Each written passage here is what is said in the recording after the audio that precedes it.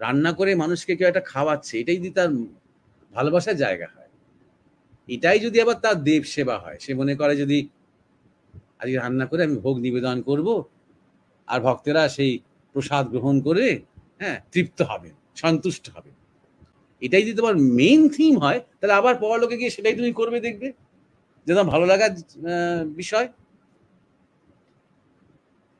ধরা যাক, আমি একটা লেখাতে পড়েছিলাম, একজন রামকৃষ্ণ মিশনের সন্ন্যাসী, সারা জীবন তিনি খুব কর্মযোগ করেছেন, খুব সৎ, খুব ভক্ত মানুষ তিনি, সব কথায় তিনি ঠাকুরের চিন্তাই করতেন, আর ঠাকুরের চিন্তা করে, ঠাকুর বলতে রামকৃষ্ণের চিন্তা করতে করতে তিনি কর্মযোগ করতেন। তো দেখা যাচ্ছে তার যখন মৃত্যুর সময় আসছে, তখন যে নার্সিংহোমে আছেন, বিন্দুমাত্র তিনি ভয় পাচ্ছেন না কিন্তু, বা তিনি আমার আজকে শরীরটা খারাপ, আমি আর বাঁচবো না, এইসব কথা একবারই বলছেন না। কষ্ট হচ্ছে কিন্তু পজিটিভ মন নিয়ে আছে। তখন যখন তাকে কেউ জিজ্ঞাসা করছেন, তার গুরু ভাইরা, সন্ন্যাসী গুরু ভাইরা, আপনার কেমন মনে হচ্ছে? অপেক্ষা করে আছি, সেই তো রামকৃষ্ণ লোকেই তো যাবো, ঠাকুরের সামনে গিয়ে বসবো, অপেক্ষা করে আছি সেই মুহূর্তটার জন্য। তার কারণ ওটাই তিনি মনে মনে সবসময় ভেবেছেন, ওটা তিনি মনে মনে যাপন করে গেছেন, যে ঠাকুর রামকৃষ্ণের সামনে তিনি বসে আছেন, তাকে সবকিছু বলছেন, দেখাচ্ছেন, ঠাকুরের কথা শুনছেন। এটি তার সবচেয়ে প্রিয়, তার মনের ক্ষুধা নিবৃত্তি হয়েছে তার মনে মনে এই চিন্তাগুলোতে। এবং তিনি মনে করছেন সারা জীবন ঠাকুরকে নিয়ে থেকেছি, নিশ্চয়ই যখন শরীরটা থাকবে না, তখন তার সামনে দেখবো যে আমি তার সামনেই বসে আছি। এটা রামকৃষ্ণ লোক বলছেন তিনি, অর্থাৎ তার কাছে এটাই পরলোক। সুতরাং পরলোকটা কেমন হবে নির্ভর করছে তোমার উপরে, এবং নির্ভর করছে তোমার ইহলোকটা কেমন তার উপরে। তার ইহলোকটাতে তোমার চয়েস আছে, কিন্তু একবার যখন শরীর ছুটে যাবে, তখন আর পরলোকে কিন্তু তোমার চয়েস নেই, যতক্ষণ আবার জন্ম হচ্ছে। এইটা খেয়াল রেখো। তাহলে এই যে জীবনটা যাপন করছো, সেটা হচ্ছে তোমার ইহলোক, এবং এই জীবনটার যে কনসিকুয়েন্স, এই জীবনটার যে পরিণাম, এই জীবনটার যে রেশ, সেইটা হচ্ছে তোমার পরলোক। তোমার পরলোক আর আমার পরলোক কিন্তু ভিন্ন, তোমার পরলোক এবং আরেকজনের পরলোক কিন্তু ভিন্ন। ঠিক যেমন তোমার ইহলোক আর আমার ইহলোক ভিন্ন। আমরা প্রত্যেকেই এই জগতেই বাস করছি, ধরো একই গ্রামে হয়তো 50টা লোক বাস করছি, কিছু কিছু শেয়ার্ড রিয়ালিটি আমাদের রয়েছে। অর্থাৎ ধরো একটাই মন্দির, যে মন্দিরে সবাই আসি, একটাই ক্লাব, যে ক্লাবে আমরা সবাই অনুষ্ঠান করি, রাস্তাঘাটগুলো কমন রাস্তাঘাট, স্টেশনটা কমন স্টেশন, যেগুলো আমরা ব্যবহার করছি, তবুও আমরা কিন্তু আলাদা আলাদা জগতে বাস করি। হয়তো 50 জনের মধ্যে 30 জনই আমরা কৃষিজীবী, তবু প্রত্যেকজন কৃষকের বাস্তব আলাদা, তার মনোজগৎ আলাদা, তার ভাবনা আলাদা, তার রুচি আলাদা, তার পারিবারিক বাস্তবতা আলাদা, তার ছেলে মেয়ের সাথে সম্পর্ক আলাদা। অর্থাৎ প্রত্যেকেই আমরা কিন্তু নিজ নিজ ইহলোক রচনা করে চলেছি, এবং যখন শরীর থাকবে না, তখন নিজ নিজ পরলোক রচিত হয়ে যাবে এই ইহলোকের রেশ ধরে। নমস্কার, আমি সুমিতা হোক। মরমিয়া স্পিরিচুয়াল সোসাইটি ও ইন্ডিয়ান মংস ফেসবুক পেজের সকল দর্শকদের জানাই দোল পূর্ণিমার প্রীতি ও শুভেচ্ছা। ভারতবর্ষ ও সমগ্র ভারত উপমহাদেশের জন্য আজ এক বিশেষ দিন। বঙ্গ থেকে রাজপুত ভূমি, সারদাপীঠ থেকে কন্যাকুমারী আজ যেন রঙের বিপ্লব। গৌড়ীয় বৈষ্ণব সম্প্রদায়ে আজ শ্রী শ্রী চৈতন্য মহাপ্রভুর আবির্ভাব দিবস হিসাবে উদযাপিত হচ্ছে।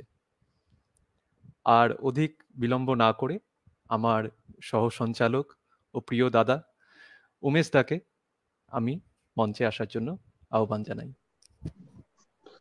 নমস্কার সুমিতা, তোমাকে শুভেচ্ছা জানাই।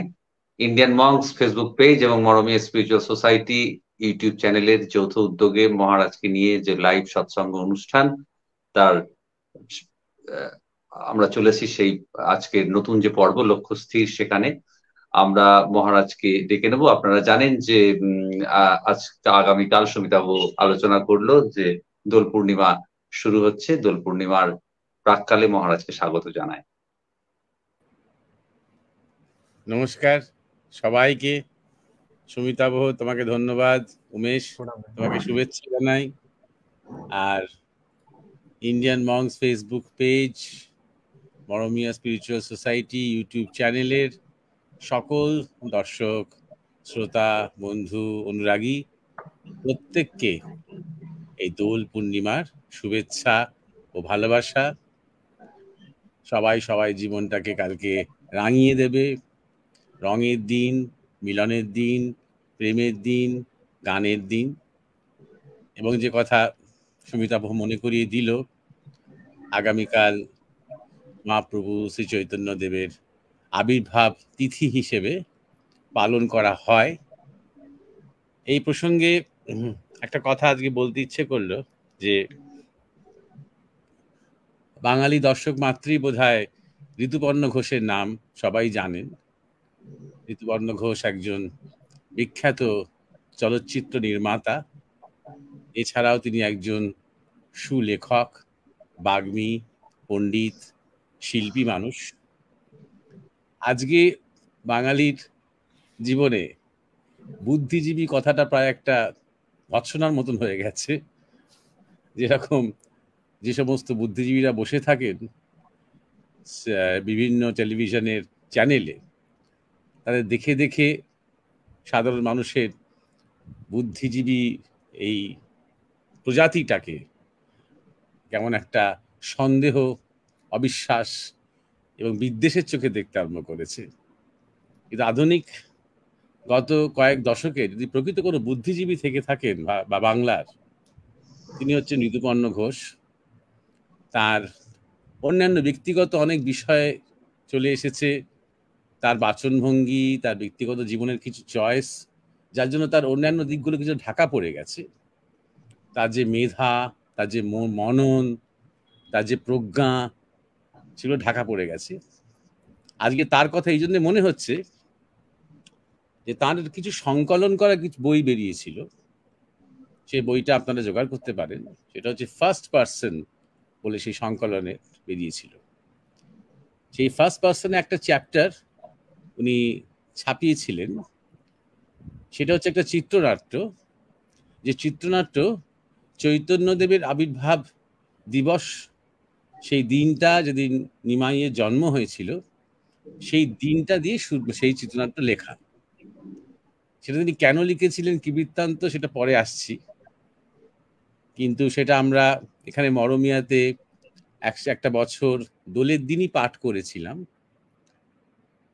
সেই চিত্রনাট্য অনুযায়ী সচী মাতার যখন লেবার পেন উপস্থিত হয়, তখন তিনি আর কাউকে হাতের কাছে না পেয়ে তার ছেলে, তখন একমাত্র ছেলে বিশ্বরূপকে তিনি পাঠান একজনকে ডেকে আনতে। তো বিশ্বরূপ তখন তিনি নেহাতি বালক, হাতে ছাতা নিয়ে, উত্তরীয়, তার অঙ্গে উত্তরীয় ধুতি পরে সে বালক বিশ্বরূপ যাচ্ছেন নবদ্বীপের প্রান্তে এক নিষিদ্ধ পল্লীতে। এবং তিনি সেখানে পৌঁছচ্ছেন, নদীর ধারে যাচ্ছেন এবং সেই পল্লীতে ঢুকছেন। তাকে দেখে অনেকে অবাক হচ্ছে যে এই বালক এখানে কেন? এ তো মনে হচ্ছে ভালো বংশের ব্রাহ্মণ ছেলে। এইরকম উজ্জ্বল দুটি চোখ, এমন গৌর বর্ণ, এমন সুন্দর এক মুখশ্রী, এমন সৌম্য কান্তি চেহারা, সে এখানে কেন? কারো কারোর মনের মধ্যে সন্দেহ জাগছে যে কারোর হয়ে আসেনি তো এখানে, কি ব্যাপার? কানাকানি ফুসুফুসি চলছে এটা নিয়ে। যাই হোক, বিশ্বরূপ সে এতই বালক, সে জানে না এই নিষিদ্ধ পল্লীর ব্যাপারটা কি, বা এখানে যে ভদ্র সমাজের ছেলেরা আসে না, এবং সেই নিয়ে তার কোনো মাথা ব্যথাও নেই। সে তার মায়ের আদেশ পালন করছে। করতে করতে অবশেষে সে যাকে খুঁজছিল তাকে পেয়ে গেল। তিনি একজন মধ্যবয়সী, একদা সুন্দরী গণিকা। তিনিও তাকে দেখে একটু অবাক হলেন যে কি কারণে, কেন এসেছে, বিরক্ত হলেন। পরে যখন বিশ্বরূপ বলল তার উদ্দেশ্যের কথা, তখন সঙ্গে সঙ্গে সেই মহিলা বুঝতে পারলেন যে কেন তাকে ডাকা হচ্ছে। তিনি একজন ধাত্রীমা। এই যখন শিশু যখন ভূমিষ্ঠ হয়, তখন তার ভূমিকা অপরিহার্য, তিনি না থাকলে হবে না।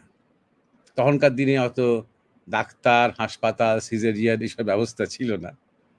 সম্পূর্ণই আশেপাশের মেয়েদের ব্যবস্থাপনা, বিশেষ করে ধাইমায়ের ভূমিকাটা খুব প্রধান ছিল। তো সেই ধাইমা তাড়াতাড়ি নিজের জামাকাপড় পাল্টে তিনি সেই বিশ্বরূপের সাথে গল্প করতে ফিরছেন চিত্রনাট্যের শেষ দিকে, এবং তাকে মনে করিয়ে দিচ্ছেন তোমার জন্মের সময় আমিই ছিলাম। তো এটা একটা খুব মর্মস্পর্শী একটা চিত্রনাট্য, একটা খুব সুন্দর জায়গা, এবং শুধুমাত্র শুধু সেই ভাইয়ের যাওয়া নয় বা বিশ্বরূপে যাওয়া নয়, সেই সময়ের নবদ্বীপ, সেই সময়ের মানুষের মুখের ভাষা, নদীর ধার, বৃত্তি, অনেক কিছুই উঠে আসছে যেটা ঋতুপর্ণ ঘোষের কাছ থেকে আশা করা যায়। আমরা এখানে দেখতে পাচ্ছি চৈতন্যদেবের বিভিন্ন মুহূর্তের কিছু চিত্র, এবং একদম নিচের দিকে ডান দিকে আপনারা দেখছেন ঋতুপর্ণ ঘোষের প্রতিমূর্তি। তো জগন্নাথ মিশ্রের বাড়িতে ফিরছেন সেই বালক, সেই সুদর্শন দিব্যকান্তি বালক, যিনি পরে সন্ন্যাসী হয়ে গিয়েছিলেন। সম্ভবত তার নাম হয়েছিল স্বামী শঙ্করারণ্য মহারাজ। তো এবং সেই পূর্ণিমা চাঁদ উঠেছে সন্ধেবেলা, নিমাইয়ের জন্ম হচ্ছে, আবির্ভাব হচ্ছে। এই চিত্রনাটকটা ছেপেছিলেন ঋতুপর্ণ ঘোষ। যেটা বলার জন্য এত কথা বলা, যে কেন তিনি লিখেছিলেন ওটা, কারণ তাকে কমিশন করেছিলেন ইসকন কর্তৃপক্ষ। ইসকন ঋতুপর্ণ ঘোষকে দায়িত্ব দিয়েছিলেন যে আপনি চৈতন্য দেবের উপরে একটা সিনেমা তৈরি করুন তার জীবনী নিয়ে। খুব ভালো কনসেপ্ট, কারণ সত্যি কথা বলতে কি সেইভাবে চৈতন্যদেবের জীবনী নিয়ে ভালো মানের ছবি তো কখনো হয়নি। কিন্তু যখন তিনি এই প্রথম দৃশ্যটা তিনি যখন ইসকনকে দিলেন, তখন ইসকন খুব ভদ্রভাবে তাকে প্রত্যাখ্যান করলেন, এই বলে যে এটা ভক্তদের প্রাণে আঘাত লাগবে, এই রকম একটা দৃশ্য। আপনার লেখাটা ভালো হয়েছে, আইডিয়াটা ঠিকই আছে, কিন্তু ভক্ত প্রাণ, নরম ভক্ত প্রাণ, সেখানে বিশ্বরূপ যাচ্ছেন একজন গণিকার কাছে, সেই গণিকার ভূমিকা থাকছে, তাকে নিয়ে আসছে। এইটা ভাবে শুরু হলে, ভগবানের জন্ম এইভাবে শুরু হলে কি করে হবে? তো এই কথাটা উল্লেখ করেছিলেন ঋতুপর্ণ তার বইতে। আর কিছু তিনি বলেননি, এটাই তার মহানতার পরিচয়। তিনি ইচ্ছে করলে কঠোর সমালোচনা করতে পারতেন ইসকনে, সেরকম কিছু করেননি। কিন্তু এই করতে গিয়ে আমরা বহু মহাপুরুষের জীবনকে খর্ব করেছি। সে যুগে চৈতন্যদেবের জীবনটা একটা বিদ্রোহ, তার জীবন একটা বিপ্লব। সব কিছু সামাজিক অর্থে, রাজনৈতিক অর্থে, ধর্মীয় অর্থে, সব দিক দিয়ে তিনি নতুন একটা স্রোত এনেছিলেন, এবং তার জন্মটাও যে একটা নতুন ধরনের একটা যুগ সূচনা। এবং তিনি পতিত পাবন। যে কোনো মহাপুরুষ, মাস লিডার যখনই আসেন, সে শিব থেকে শ্রীরামচন্দ্র থেকে ভগবান বুদ্ধ থেকে বিবেকানন্দ, চৈতন্য মহাপ্রভু কি যিশু, এদের প্রত্যেককেই বলা হয় পতিত পাবন। শুধু দেবতা পাবন নন, শুধু ভালো ভালো লোকেদের জন্য তারা আসেন না। সমাজে যারা পতিত, যারা অবহেলিত, যারা বঞ্চিত, যারা অপরের কাছে ঘৃণা, অবহেলা, উপেক্ষার পাত্র, তাদের জন্য তার আসা। সুতরাং একজন জীবনে গণিকাবৃত্তি করেছেন একজন মানুষ, তার মধ্যেও তো একটা মাতৃত্ব আছে। আর বিশ্বরূপকে দেখে চিনতে পেরেই তার মধ্যে একটা অন্যরকমের ভাব চলে এলো, কারণ এক অর্থে তিনিও তো একটা মা। তার মনে পড়ে গেল যে এই ছেলেটাকেও তো আমি নিয়ে এসেছি জগতে, বা সাহায্য করেছি আনতে। আর এইখান থেকেই চৈতন্যের জীবনী শুরু হচ্ছে। এই যে ঋতুপর্ণ ঘোষের ভাবনাটা, এই ভাবনাটার ঠিক মূল্যায়ন করতে ইসকন কেন কোনো কণই পারবে না। মজার মুশকিলটা হচ্ছে যারা চৈতন্যদেবের ভাব বা ধ্বজা বহন করেন, তারা কেউই হয়তো তাকে ঠিক তার মূল্যায়ন করতে পারবেন না, তার সেই আধুনিকতার মূল্যায়ন, তার সেইখানকার সেই সময়কার প্রেক্ষিতে তার মূল্যায়ন করতে হয়তো পারবেন না। এখানে চৈতন্যদেবের যে ভূমিকা, যেভাবে তিনি সেই যুগে রাজার হিন্দুরা মুসলমান হয়ে যাচ্ছিল, সবাইকে তিনি আবার কৃষ্ণ নামে বাঁধলেন, চণ্ডাল, প্রত্যেককে, ব্রাহ্মণ থেকে চণ্ডালকে এক পংক্তিতে বসে খাওয়ালেন এবং নাম গান কীর্তন করে একটা বিরাট সাড়া তুলে দিলেন নবদ্বীপে। তাতে করে মুসলমানরাও কেউ কেউ তার সাথে যুক্ত হয়ে গেল। ওনার প্রভাব প্রতিপত্তি বাড়তে আরম্ভ করলো খুব। পরবর্তীকালে হঠাৎ তিনি সন্ন্যাস নিয়ে তিনি পুরীতে চলে গেলেন, নীলাচলে চলে গেলেন। কেন চলে গেলেন এগুলো এখনো গবেষণার বিষয়। এবং সেখানে গিয়ে পুরীতে রাজার সাথে, প্রতাপরুদ্রের সাথে তার একটা সম্পর্ক তৈরি হলো। সেই সম্পর্কের মধ্যে তিনি কি যে হিন্দু রেজিস্ট্যান্স তৈরি হচ্ছিল ইসলামিক আগ্রাসনের বিরুদ্ধে, সেটা কি তার জন্য দুর্বল হয়ে গেল? এই প্রশ্ন অনেকে তুলতে পারে এবং প্রশ্নগুলো তোলা উচিত। এবং তাই জন্যই কি তাকে সরানোর চেষ্টা হলো? কারণ শুধুমাত্র একটা হরিনাম এবং ভক্তি এবং কীর্তনের মধ্যে দিয়ে চৈতন্যদেবকে দেখলে তো চলবে না। তার যে আধ্যাত্মিক দিক আছে, তার যে সেই আধ্যাত্মিক দিকের যে অন্যান্য দিকে বিস্তার, শঙ্করাচার্য যেমন একসময় ভারতে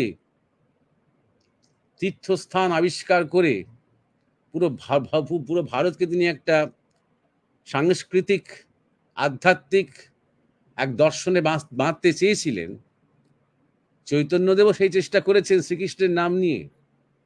দক্ষিণ ভারতে, মথুরাতে, বৃন্দাবনে তিনি কত তীর্থক্ষেত্র আবিষ্কার করেছিলেন যেগুলো লুপ্ত হয়ে গিয়েছিল, শ্রীকৃষ্ণের স্মৃতি লুপ্ত হয়ে গিয়েছিল।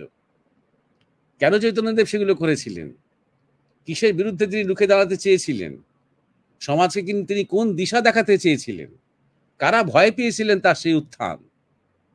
যদি এই মূল্যায়নগুলো করতে হয় তাহলে ওই ঋতুপর্ণ ঘোষের মতো কিন্তু একজনকে দরকার তার জন্য।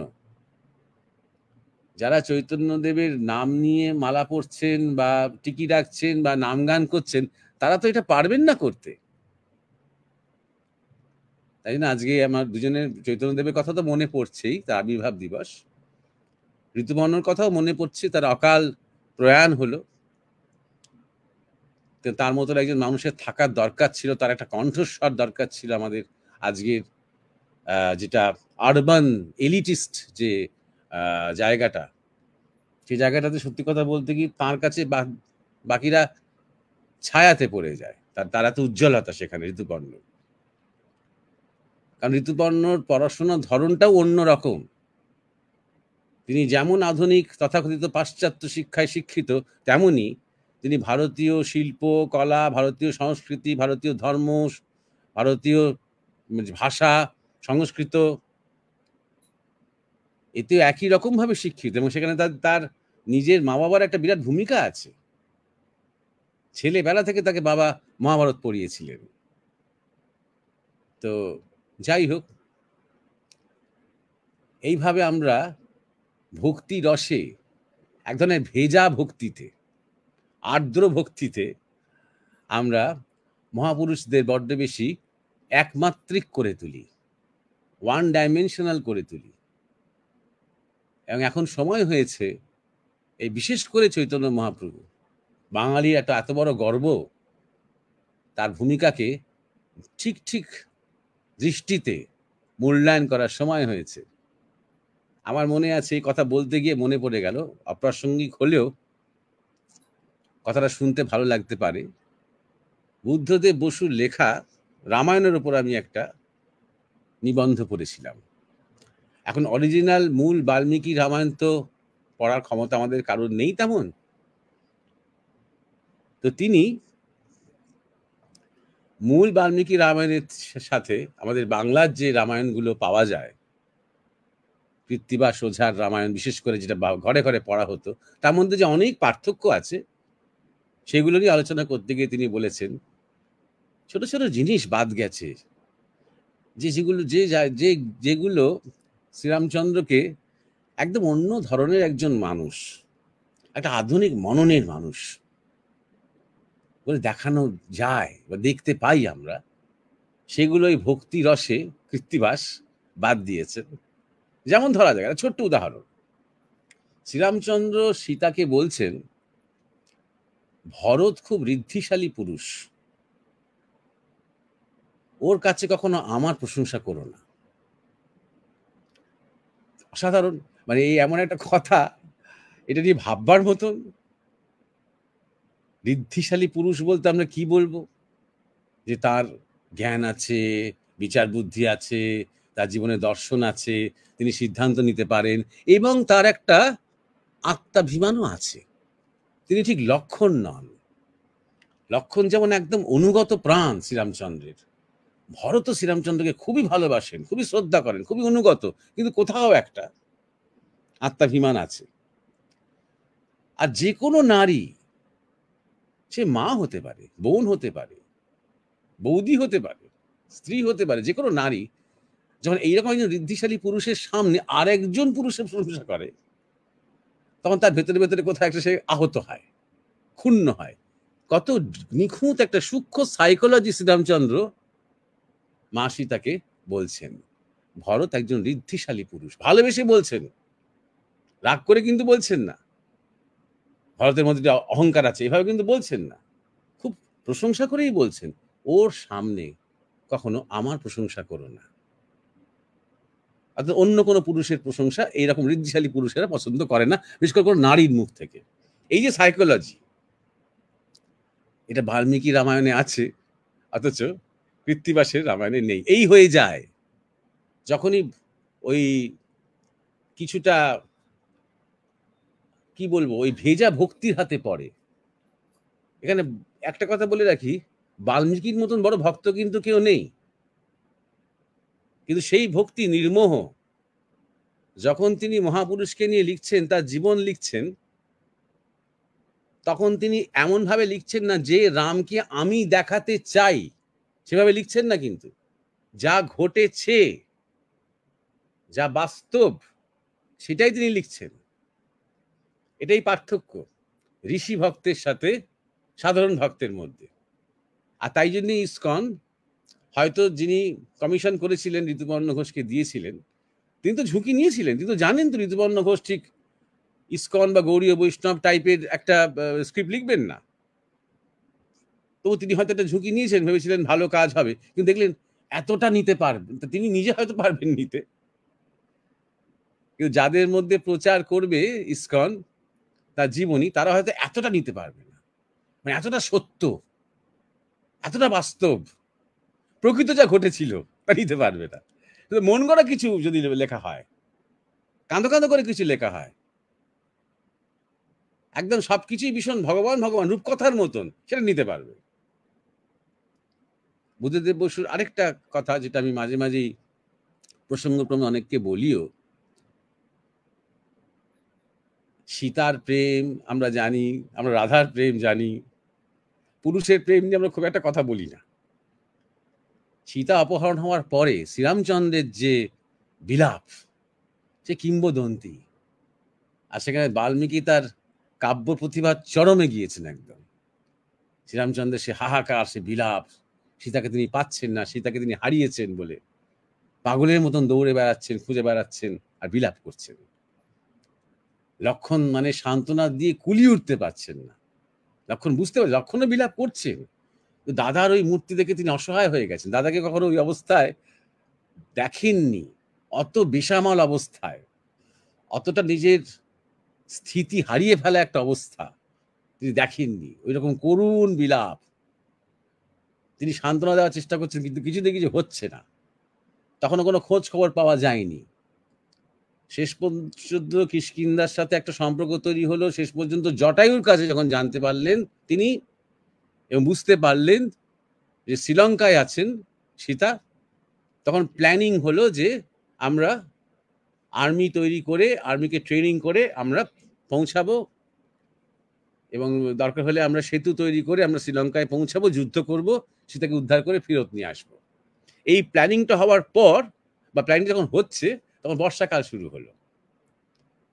বোঝাই গেল যে বর্ষাকাল পিরিয়ডটা আমাদের এই ট্রেনিংয়েই কাটাতে হবে। এই জঙ্গলের বানর, যারা বনের নর, তাদেরকে গেরিলা ওয়ারফেয়ারে ট্রেনিং দিতে হবে, অপেক্ষা করতে হবে। শ্রীরামচন্দ্রের মুড পুরো পাল্টে গেল। ওই বিলাপ, ওই হাহাকার আর কিছুই ছিল না।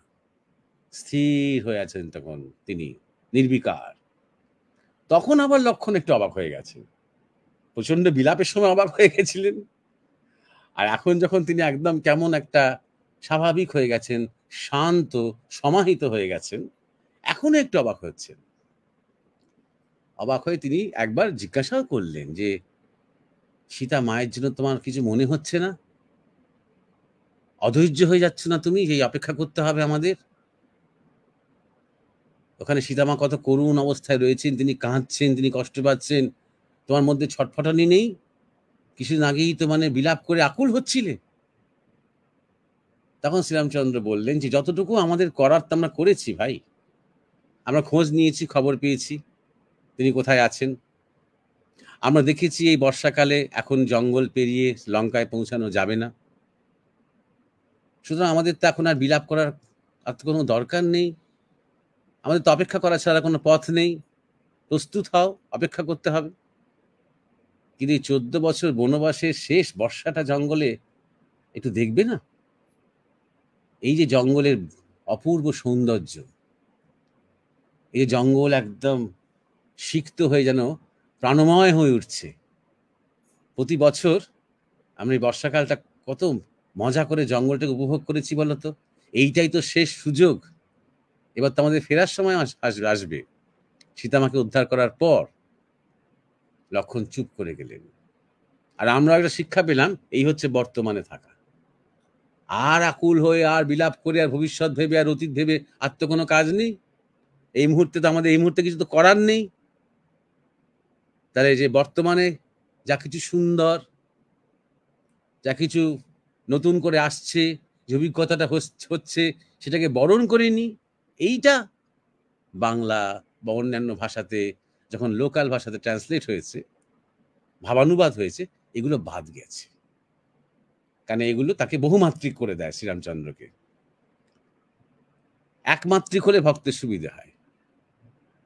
তাই জন্য আজকে আমাদের আধুনিক মনন তৈরি হয়েছে, আমাদের চিন্তায় ভাবনায় আমরা কিছুটা এগিয়েছি, এবং তাই জন্য এই বিগত যুগের মহাপুরুষদের নিয়ে যখন আমরা ভাববো, আমার মনে হয় আরো বেশি শ্রদ্ধা, আরো বেশি প্রকৃত ভক্তি, আরো বেশি জ্ঞান এবং আরো বেশি ধারণ ক্ষমতা তৈরি হবে যদি আমরা খোলা মনে নানা দিক থেকে আমরা একটা মহাপুরুষকে নিয়ে ভাবার অন্তত অভ্যাসটা করার চেষ্টা করি। আমরা তাদের মতো হতে পারবো না, কিন্তু তাদের যে অনেকগুলো দিক থাকতে পারে, শুধু একটা দিকের মধ্যেই সীমাবদ্ধ যে নয়, এবং অনেকগুলো দিক ছিল বলেই যে তারা মহান। তারা প্রত্যেকবার সাধারণ মূল্যবোধকে চমকে দিয়েছেন। লক্ষণও কোথাও একটা আমাদের ভাবনা বা আমাদের ভাবকে রিপ্রেজেন্ট করেন, আমরা যারা সাধারণ মানুষ। সেখান থেকে তো তিনি লক্ষণের মতো নন, তিনি কোথাও একটু অসাধারণ। বা তিনি যখন মা সীতাকে বলছেন ভরতের কথা, কোনো দাদাতে ভাবে বলবে না, তিনি কোথাও একটা অসাধারণ। এবং সেই জায়গায় হয়তো আমরা তাকে ছুঁতে পারবো না, কিন্তু তাকে যদি আমরা অন্তত শুনি একবার যদি জানি, তাহলে কোথাও আমরা তার সেই অতলের দিকে আমরা যেতে পারবো। যত যেতে পারবো তত আমাদের নিজেদের অতল ভূমিটার দিকে আমরা ডুব দিতে পারবো। যাই হোক, চৈতন্য মহাপ্রভুর আবির্ভাব তিথি আগামীকাল। কালকে বিভিন্ন জায়গাতে দেখবে মিছিল টিছিল বেরোবে, হরি লুট দেবে, কীর্তন নাম গান হবে। সবাইকে শুভেচ্ছা এবং ভালোবাসা জানাই সেই শুভ দিন উপলক্ষে। মহারাজ, আমরা সবাই শুনছিলাম খুব তন্ময় হয়ে, ঋতুপর্ণ ঘোষ কিভাবে করে চৈতন্যদেবের চরিত্র নির্মাণ করতে চেয়েছিলেন। আপনি ধরিয়ে দিলেন যে একমাত্রিক আমরা যারা ভক্ত বা ভক্তকুল তৈরি হই, তারা আমরা সবসময় মহাপুরুষদের একমাত্রিক করে দেখতে চাই, কিন্তু আধুনিক মনন তাদের সেই সবটা নিয়েই তাকে ছুঁতে চায়, তাকে আধুনিক করতে চায়, এবং সেটাই বাস্তব। আপনি বুদ্ধদেব বসুর কথা স্মরণ করেছেন, আধুনিকতা এবং পুরুষের প্রেম সবটাই আমাদের ছুঁয়ে গেল। এরপরে আমরা অনুষ্ঠানের যে আমাদের যে অনুষ্ঠান আজকে লক্ষ্য স্থির, সেখানে চলে যাব। আজকে প্রথম জিজ্ঞাসা আপনাকে করেছেন নিয়ামত। তিনি লিখেছেন, আমি প্রচন্ড তামসিক একজন ব্যক্তি, একেবারে বাল্যকাল থেকেই প্রধানত দুটি প্রবৃত্তি আমার জীবনকে ডমিনেট করছে, একটি হচ্ছে কাম, অপরটি ভয়। তারপর উনি ব্র্যাকেটে লিখেছেন শরীর কেন্দ্রিক মৃত্যু ভয়, রোগ ব্যাধির ভয়, ব্র্যাকেট ক্লোজ। আমার জীবনে এখনো সদ্গুরু লাভ হয়নি, কিভাবে এগুলো আমি অতিক্রম করে ঈশ্বরের পথে এগুতে পারি, দয়া করে আশীর্বাদ করবেন। নিয়ামত লিখেছেন আপনি।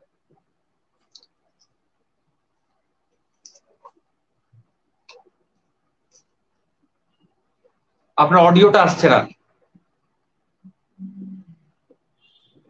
হ্যাঁ, সুজয় মিউট করে রেখেছিল। যাই হোক, নিয়ামত, তোমাকে বলি যে এই যে আমি প্রচন্ড তামসিক একজন ব্যক্তি, এই কথাটা তোমাকে কে বলেছে? তুমি নিজেই নিজেকে বলছো মনে হয়। হয়তো এখন খুব বিভিন্ন চ্যানেলে সৎসঙ্গ বা আলোচনা শুনছো, আর তমগুণ কাকে বলে তার ডেফিনিশন শুনছো, শুনে নিজেকে বলতে আরম্ভ করেছো যে আমি আমি প্রচন্ড তামসিক একজন ব্যক্তি। বা হয়তো তোমাকে বাড়িতে লোকজন বলেছে, বা তোমাকে পাড়া প্রতিবেশী, স্কুল, হ্যাঁ, সবাই বলেছে প্রচন্ড তামসিক ব্যক্তি। যাই হোক, নিজেকে কোনোভাবে ডিফাইন করা আস্তে আস্তে তুমি বন্ধ করো। কি ব্যক্তি তুমি, তামসিক না রাজস্বিক না সাত্ত্বিক, জেনে তোমার কি লাভ হবে, তাই না? সুতরাং তুমি কেমন ব্যক্তি সেটা নিয়ে বেশি মাথা ঘামিও না, ১ নম্বর কথা। ২ নম্বর কথা হচ্ছে, যেগুলো তুমি বলেছো একেবারে বাল্যকাল থেকেই প্রধানত দুটি প্রবৃত্তি আমার জীবনকে ডমিনেট করছে। একটি হচ্ছে কাম, আর অপরটি ভয়। কার জীবনকে ডমিনেট করছে না এই দুটো বৃত্তি? খুঁজে বার করো একটা। তুমি যদি আজকে এই সৎসঙ্গে উপস্থিত থাকো, তাহলে তুমি জনে জনে অন্তত একটা সার্ভে করো, তোমার চারপাশে যারা রয়েছেন, যে কার মধ্যে কাম এবং ভয় এই দুটো নেই, আর ডমিনেট করে না। নেই তো ছেড়ে দাও, ডমিনেট করে না, সেটা তুমি একটুখানি একটা সার্ভে করো। বুঝেছো? কারণ এই জন্য আমি সার্ভে করতে বলছি, তখন তুমি বুঝবে যে তুমি বিশেষ কেউ নও। এমন নাও যে তোমারই একমাত্র ভয় এবং কাম আছে, আর কারো সেটা নেই। সবার আছে, সবার আছে প্রচন্ড ভয়। এই যে তুমি লিখেছো যে মৃত্যু ভয়, শরীর কেন্দ্রিক ভয়, রোগ ব্যাধি জরার ভয়, এই ভয়টাকেই তো এখন একটা বিশাল ইন্ডাস্ট্রি করা হয়েছে। কত ভয় দেখানো যায়, কত রকমের ভয় দেখিয়ে বিরাট বিরাট সমস্ত রোগের গল্প শুনিয়ে, প্যান্ডেমিকের গল্প শুনিয়ে কত কাণ্ড করা যায়। স্কুল কলেজ বন্ধ করে দেওয়া যায়, বাস ট্রাম বন্ধ করে দেওয়া যায়, মানুষের সুস্থভাবে বেঁচে থাকাটা বন্ধ করে দেওয়া যায়, মানুষের সাথে মানুষের দেখা করাটা বন্ধ করে দেওয়া যায়, মানুষের খাওয়া দাওয়া পাল্টে দেওয়া যায়। এই হার্ট অ্যাটাকের ভয়, এই ক্যান্সারের ভয়, এই যক্ষার ভয়, এই সিরোসিস অফ লিভারের ভয়, এই শ্বাসকষ্টের ভয়, এই বাতের ভয়, কত রকমের ভয় দেখানো যায়। লোকজন একটু ফুসকুড়ি হলেই ভাবে ক্যান্সার হয়ে গেল বোধহয়, কারণ এই ভয় দেখিয়ে দেখিয়ে দেখিয়ে দেখিয়ে এগুলো তৈরি করা হয়েছে আমাদের মধ্যে। আর কত লক্ষ লক্ষ লোক সেই ভয় পেয়ে নাচছে, তারা ছুটছে আজকে এই ডাক্তার থেকে ওই ডাক্তার, এই হাসপাতাল থেকে সেই হাসপাতাল। তাহলে হঠাৎ নিয়ামত, তুমি হঠাৎ আলাদা কি করে হলে? তাই না? সুতরাং ভয়টা তো স্বাভাবিক,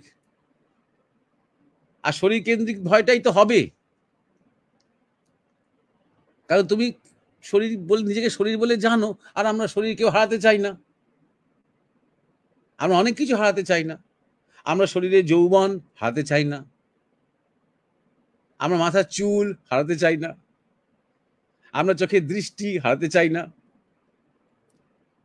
সবাই একটা মেয়েকে বলে, বাহ তুই খুব রোগা, তুই খুব তন্নি, সে এইটা হারাতে চায় না। সে শুনতে চায় না, কি তুই এত মোটা হয়ে গেলি, যত চর্বি হয়ে গেল, সে শুনতে চায় না। সে তার ফিগার হারাতে চায় না। তো কেন? কারণ আমরা সবাই বেসিক্যালি 99.9999% লোক আমরা শরীর কেন্দ্রিক, অর্থাৎ আমরা নিজেদেরকে শরীর বলে ভাবি। তাই না? এটা বিশেষ কিছু একটা ব্যাপার নয়। কাম, সেটা তুমি ছাড়বে নাও। ভয় যদি বা দু একটা লোক বলে, না আমার অত ভয় নেই, হয়তো বললো একদিন তো মরতেই হবে, সে তো মুখে বললো, কিন্তু খুব তুমি তেমন লোক কি পাবে যে বলবে না আমার কোনো কাম টাম বলে কিছু নেই? পাবে কি? ঠাকুর রামকৃষ্ণের কথা তুমি শুনেছ, অত তো তিনি সাধনা করেছেন, অত অত তার সিদ্ধি, অত তার যোগ বিভূতি, যোগ ঐশ্বর্য। মা শারদা 16 বছর বয়সে বাপের বাড়ি থেকে দক্ষিণেশ্বরে এলেন ঠাকুরের সাথে থাকতে। থাকতে থাকতে একদিন রাত্রে ঠাকুর উঠে বসলেন। উঠে বসে তিনি ঘুমন্ত মায়ের দিকে তাকালেন, আর তাকিয়ে তার মনের মধ্যে বিচার চলল, হে মন, তোমার সামনে যুবতী শরীর, তুমি ইচ্ছে করলেই একে ভোগ করতে পারো। তাহলে কি সেইটা করা কর্তব্য? সেটা কি করব? তাহলে আমার যে সাধনা, আমার যে মায়ের যে তপস্যা, তার কি হবে? তার মনের মধ্যে একটু তোলপাড় হতে আরম্ভ করলো। তখন মা শারদা উঠে বসলেন। এরকম হয় পাশাপাশি যখন কেউ ঘুমোয়, একজন যখন উঠে বসে, কিছুক্ষণ পর আরেকজন তার আঁচ করতে পারে, তারও ঘুম ভেঙে যায়। তিনি উঠে বসলেন। উঠে বসে ঠাকুরকে জিজ্ঞাসা করলেন, তুমি কি ভাবছো? তখন ঠাকুর মাকে তার মনের কথা বললেন। তখন মা খুব সহজভাবে বললেন যে, তুমি কিচ্ছু চিন্তা করো না, তুমি তোমার পথে এগিয়ে যাও, আমি তোমার পাশে আছি। ঠাকুর তখন নিশ্চিন্ত হয়ে শুয়ে পড়লেন, ঘুমিয়ে পড়লেন আবার।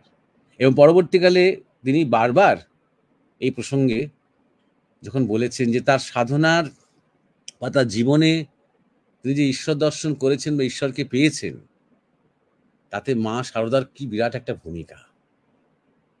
তিনি গর্ভধারিণী মায়ের কথা বলেছেন, তিনি ভবতারিণী মায়ের কথা বলেছেন, এবং বলেছেন যে নহবতখানায় যে বসে আছে, অর্থাৎ মা শারদার কথা। এই সাপোর্টটা না দিলে তিনি তার অপ্রতিহত গতিতে এগোতে পারতেন না। কেন আমি কথাটা বলছি? দেখো, ওই অবস্থাতেও কিন্তু তার মধ্যে কামের ভাব ছিল, আর স্বাভাবিক তো। কামের ভাব ছিল বলেই তো সে কামকে তিনি মায়ের দিকে নিয়ে যেতে পেরেছিলেন।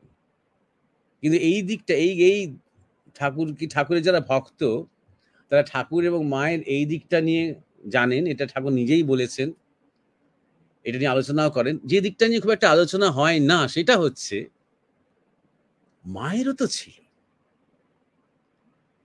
আর মায়ের আছে বলেই তো ঠাকুরের মধ্যে রিফ্লেকশনটা তৈরি হয়েছে। কারণ ও তো একটা যুবতী মেয়ে, বারবার তিনি তো নিজের মধ্যেই বুঝতে পারছেন যুবতী মেয়ে, তার শরীরের মধ্যে একটা চাহিদা তো থাকবেই। বিবাহিত জীবনকে সম্পন্ন করার জন্যই তো তিনি এসেছেন বাপের বাড়ি থেকে। এবং পরবর্তীকালে আমরা এটাও দেখেছি দু একবার যে মা শারদার মানে গর্ভধারিণী মা হওয়ারও ইচ্ছা ছিল তার। তখন ঠাকুর তাকে বুঝিয়েছেন, দেখবে একদিন পুরো জগৎ তোমাকে মা বলবে। আস্তে আস্তে আস্তে আস্তে মা বুঝেছেন তার নিজের জীবন অভিজ্ঞতার মধ্যে দিয়ে। সুতরাং মায়ের মধ্যে যে ছিল, এবং তার নিজের স্ত্রী, তার বিবাহ করা স্ত্রী, তার মধ্যে যদি কোনো দমন থেকে চলে আসে বা অতৃপ্তি চলে আসে, সেটা তার পক্ষে অধর্মের হবে। তখন যে মহামায়া তিনি সাধনা করছেন, তখন সেই মহামায়া কিন্তু রুষ্ট হবেন সারদা মাকে অবলম্বন করে। তাই জন্য তার মধ্যে দ্বিধা বা দোলাচলটা ছিল। মা শারদা ওই কথাটা বলার পর তিনি নিশ্চিন্ত হলেন যে মায়ের তরফ থেকে কোনো অসন্তোষ বা অতৃপ্তির প্রশ্ন নেই। অতএব এইবার নিয়ামত, এই ব্যাকগ্রাউন্ডের পর তোমার কথার প্রত্যুত্তরে মীমাংসা সহকারে বলি যে আমি অনেকে জিজ্ঞাসার মধ্যে এই ধরনের কি বলবো, একদম হঠকারিতা ভাব, পাটোয়ারি বুদ্ধি দেখতে পাই। সদ্গুরু পেয়েছো কি পাওনি, তাতে কি হয়েছে? ঈশ্বরের পথে এগোতে, ঈশ্বরের পথে এগো না, তোমার মতন করে তুমি এগো, সৎসঙ্গ শোনো, প্রার্থনা করো, সদ্গুরুকে ঈশ্বরের কাছে বলো, আমাকে আমি যেন একটা গাইডেন্স পাই, আমি যেন গুরুকে পাই, ওটা তো এগোনো ঈশ্বরের পথে। কিন্তু পাটোয়ারি বুদ্ধিটা কোথায় বলো তো? যে আমি আগে কাম এবং ভয়কে অতিক্রম করব, তারপর ঈশ্বরের পথে এগোতে পারবো। কে বলেছে তোমাকে এই ধারণাটা? কে দিয়েছে যে ওয়ান আফটার দি আদার? এইটা হয়ে যাওয়ার পর তারপর তোমার ওইটা শুরু হবে? কার জীবনে এটা হয়েছে? তার মানে তো হবে না আসলে। তার মানে তুমি কোনোদিন তো সাধনা করবে না আসলে। তুমি তো ৭০ বছর বয়সে বলে যাবে আমার কবে ভয় মুখ থেকে মুক্ত হবো, তবে আমি ঈশ্বরের পথে এগোতে পারতাম। আমি কবে কাম থেকে মুক্ত হব, তবে আমি ঈশ্বরের পথে এগোতে পারতাম। তখন তো বলে যাবে আমি কোনোদিন ঈশ্বরের পথে এগোতে পারলাম না, কারণ এই প্রচন্ড তামসিক ব্যক্তি। এইগুলো তুমি নিজেকে বলছো যাতে তোমাকে সাধনা করতে না হয়, যাতে তোমাকে ঈশ্বরের পথে এগোনোটা ব্যাপারে সিরিয়াস হতে না হয়, যাতে তুমি চিরকাল নিজেকে একটা অজুহাত দিয়ে যেতে পারো। এটাকে তুমি তো বলছো, তাই না? ধরো একজন মা বা একজন বাবা, সে মানে একজন পুরুষ মানুষ, সে বিবাহ করছে, কিন্তু বিবাহ করার আগে বলছে দেখো বিবাহ হওয়ার তো ১.৫-২ বছরের মধ্যে আমি সন্তানের বাবা হয়ে যাব। তা আমি তো এখনো ঠিক জানি না, কেন তো আমার তো ট্রেনিং নেই। তাহলে আমি আগে বছর ৩ একটু বাবা ট্রেনিং করে আসি, তারপরে একথা কি বলি আমরা? আমাদের হাজার দুর্বলতা, আমরা তখনও নিজেরাই কারোর পুত্র হতে পারিনি, পিতা হয়ে উঠছি আমরা। এক্সপিরিয়েন্সের মাধ্যমে আমরা ভুল করতে করতে শিখছি। কেউ কেউ ভালো শিখছি, কেউ কেউ ভুল শিখছি, অনেক ভুল করছি জীবনে। হয়তো প্রথম সন্তানের ব্যাপারে যে ভুলটা করেছিলাম, দ্বিতীয় সন্তানের ব্যাপারে ভুল কম করছি। এই করতে করতে আমরা এগোচ্ছি। আর আধ্যাত্মিক জীবন মানেটাই তো তাই। এই যে ভয়, আমি আগেও আবার বলছি, ভয়টা শরীরকে ঘিরে, তাহলে কখন শরীরকে ঘিরে ভয়টা কাটবে? যদি খুব ভালো ডাক্তারের সাথে আমাদের দেখা হয়ে যায় তাহলে কাটবে। যদি আমি নিয়মিত ব্যায়াম করি আর যোগাসন করি তাহলে ভয়টা কাটবে? কখনোই তো কাটবে না। লোকে ব্যায়াম যোগাসন করছে ভয় ভয় ভয় পেয়েছে বলে করে, আরাম করে আনন্দ পেয়ে কোথায় করে? যাতে জীবনে বেঁচে আছি তার যে সাইড এফেক্ট যাতে কম হয়, তাই জন্য করে। তাহলে একমাত্র যখন আমি জানবো যে আমি শরীর নই, যে আমার শরীর চলে যাওয়া মানে আমি চলে যাওয়া নই, আমার শরীরের বিনাশ মানে আমার বিনাশ নই, তখনই আমার আর কোনো ভয় থাকবে না। যখন আমি আমার আমিটাকে শুধুমাত্র একটা শরীরের মধ্যে আবদ্ধ বলে ভাববো না, তখনই তো নির্ভয়। আর নির্ভয় পারে অভয়। শিবকে বলি যে তিনি অভয় দান করছেন, ভগবান বুদ্ধকে বলি তিনি অভয় দান করছেন। যিনি ভয় নির্ভয়ের পারে, যিনি নিজেকে জেনেছেন সেই স্থিতি হিসেবে,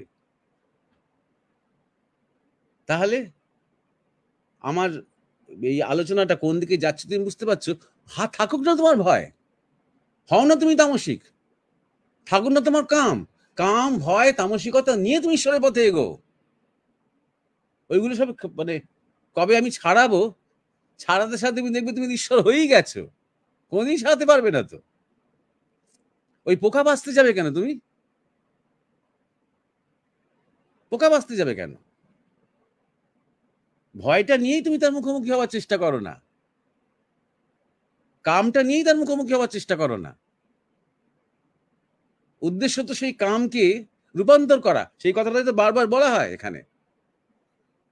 কামকে কাটানো তো নয়, কামকে অতিক্রম করা তো নয়, কামকে ধ্বংস করা তো নয়, কামকে রূপান্তর করা ঈশ্বরের দিকে, মহামায়ের দিকে, ইষ্টের দিকে, ভগবতমুখী ভগবত আদর্শের দিকে, গুরু হলে গুরুর দিকে। এটাই তো উদ্দেশ্য। আর সেটাই তো বলা হচ্ছে বারবার, জীবনের কোনো কিছুই বাদ দিয়ে নয়, জীবনের সবকিছুর মধ্যে তাকে দেখার চেষ্টা করা। জীবনের সবকিছুর মধ্যেই সে আধ্যাত্মিকতার মূল বীজটাকে খুঁজে নেওয়া, তাকেই তো বলে পরমহংস। যে হাঁস শুধুমাত্র মুখটা ঠোঁটটা ডুবিয়ে দুধটা টেনে নেয়, জলটাকে বার করে দেয়, সংসারের সারটাকে যে নেয়, তাহলে সংসার থেকে মুখ ফিরিয়ে কিন্তু নয়, সংসারে যা কিছু অসার সেটাকে বর্জন করতে শিখতে হয়। তাহলে কামের মধ্যে যা কিছু ডিস্ট্রাকটিভ, যা কিছু ধ্বংসাত্মক, যা কিছু ক্ষয়মুখী, তাকে পরিত্যাগ করে, তাকে বর্জন করে যা কিছু ঊর্ধ্বমুখী, যে পোটেনশিয়াল ঊর্ধ্বমুখী, তাকে গ্রহণ করা। ভয়টা ইনফ্যাক্ট একটা পজিটিভ দিক। ভয় পেয়েছিলেন তো একরকম, তাই জন্যই তো সিদ্ধার্থ গৌতম গৃহত্যাগ করলেন। তিনি যখন দেখলেন যে জরা, মৃত্যু, ব্যাধি সবার হয়, আমারও হবে, এর থেকে মুক্তির উপায় কি এটা জানতেই তিনি বেরোলেন। তার জীবন জিজ্ঞাসাটা তো শুরু হলো এখান থেকে, ভয়টা যখন তিনি রেকগনাইজ করলেন নিজের মধ্যে। তাই তুমি তো রেকগনাইজ করেছো তো যে তোমার ভয় আছে। কজন মানুষ স্বীকার করতে পারে যে আমার ভয় আছে? তুমি তো রেকগনাইজ করেছো যে তোমার কাম আছে, কিন্তু তারপরে তুমি পাটোয়ারি বুদ্ধি তোমার কাজ করছে, যে এইগুলো একটা কোনো কলা কৌশল কিছু একটা করে এগুলো আগে অতিক্রম করতে হবে, তারপরে আমি ঈশ্বরের পথে এগোতে হবে। অর্থাৎ খুব শুদ্ধ, পবিত্র। আমার যখন একেবারে মন চিত্ত সবকিছু নির্মল হয়ে যাবে, অর্থাৎ আমি একদম ভগবত স্বরূপ হয়ে যাব, আমি যখন ভগবান হয়ে যাব, তারপরে আমি ভগবানের পথে হাঁটবো। এটা একটা পাটোয়ারি বুদ্ধি না? অর্থাৎ আমি কিছু করব না, আমি চিরকাল ওই কাম এবং ভয়েরই অজুহাত দিয়ে যাব, তারই একটা মানে সুর শুনতে পাচ্ছি না আমরা। অতএব নিজের সাথে অন্তত এই হঠকারিতাটা করো না, ঈশ্বরকে ভালোবাসার চেষ্টা করো, সাধু সঙ্গ করো, সৎসঙ্গ করো, শাস্ত্র পাঠ করো। যা করলে তোমার মনের মধ্যে চিন্তা, বিচার, উৎকর্ষতা আসবে, তাই করো। প্রার্থনা করো।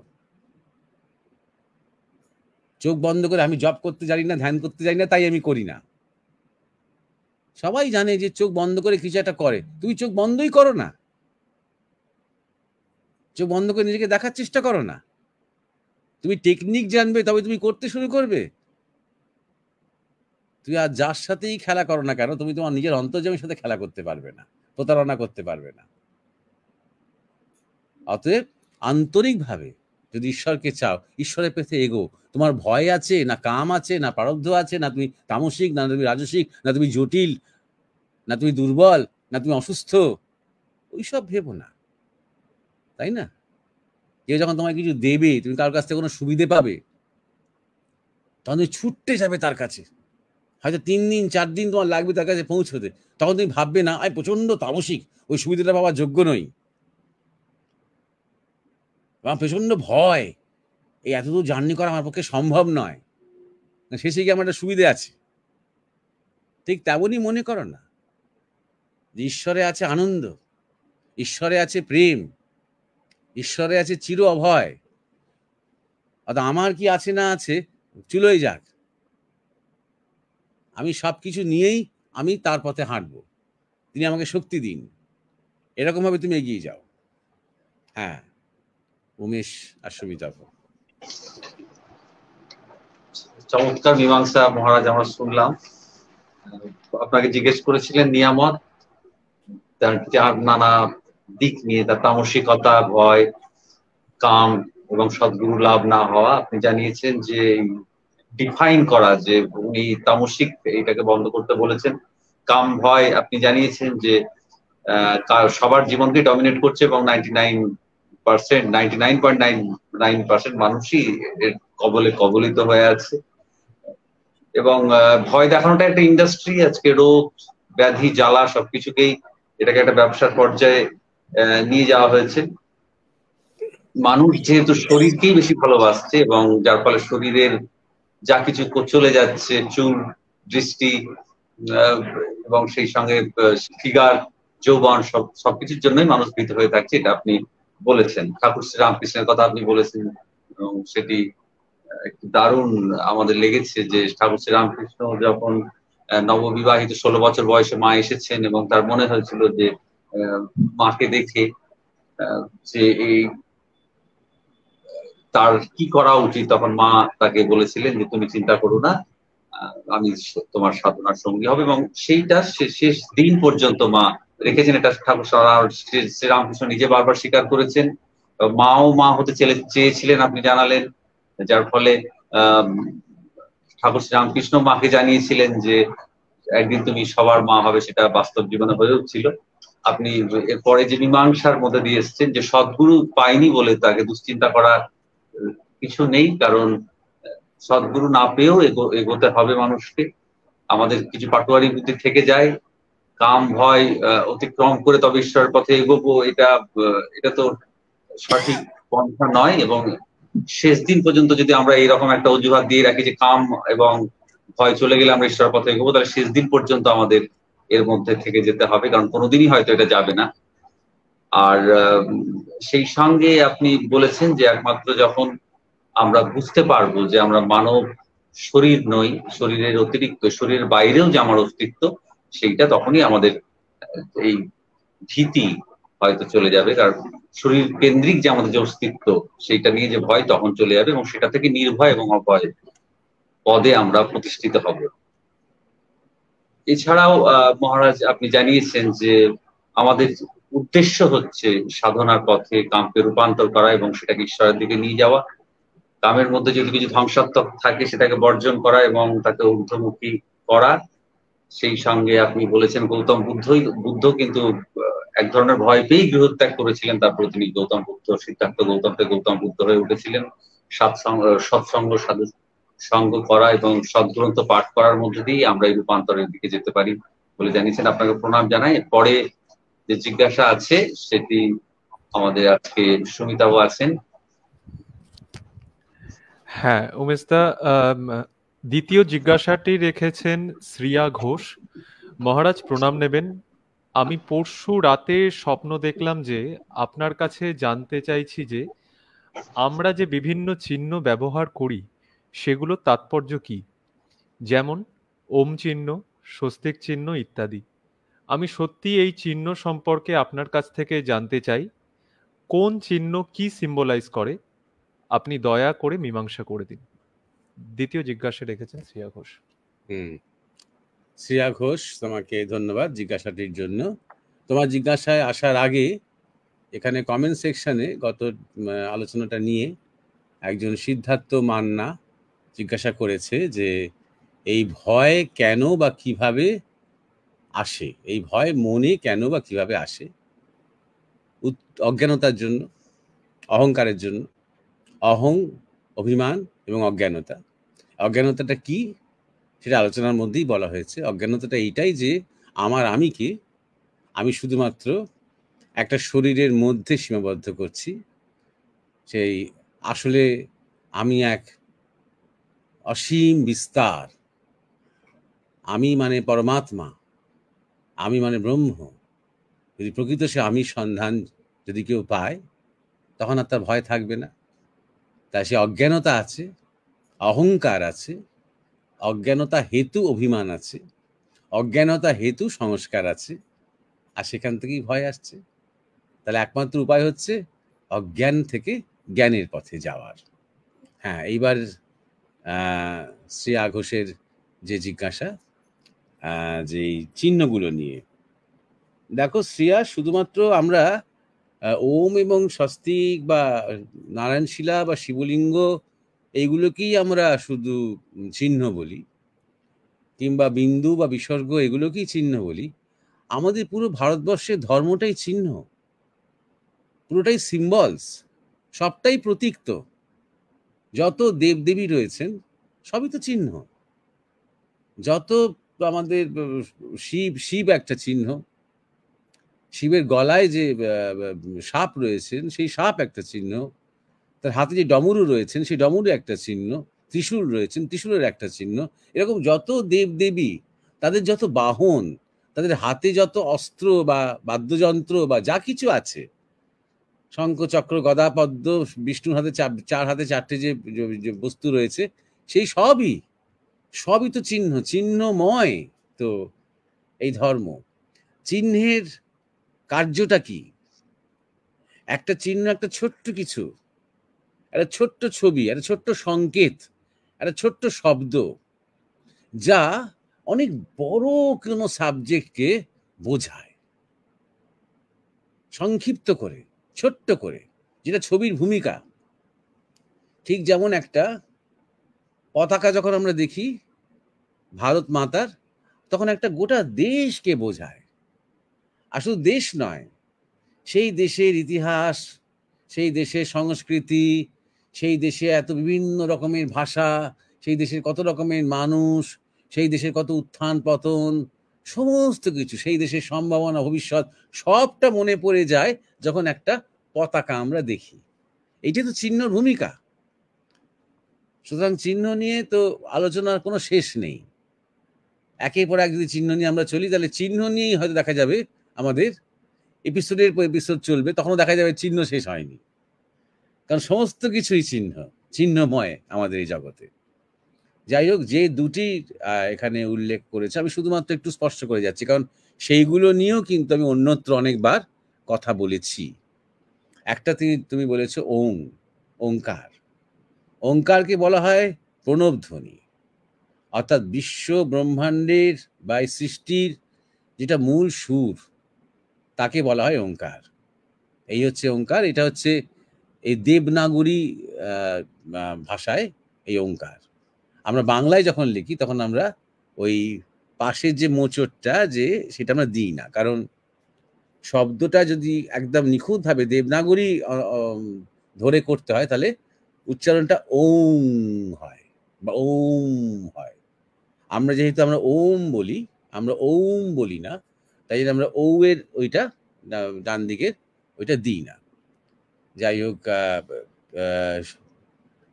হ্যাঁ, সেই এই যে ওম, এই ও উ উম, এই যে ম নয়, অ উ যখন প্রথম ব্যক্ত হচ্ছে, যখন ব্যক্ত হচ্ছে, অর্থাৎ সেটাই সৃষ্টি, সেই অকে বলা হয় ব্রহ্মা।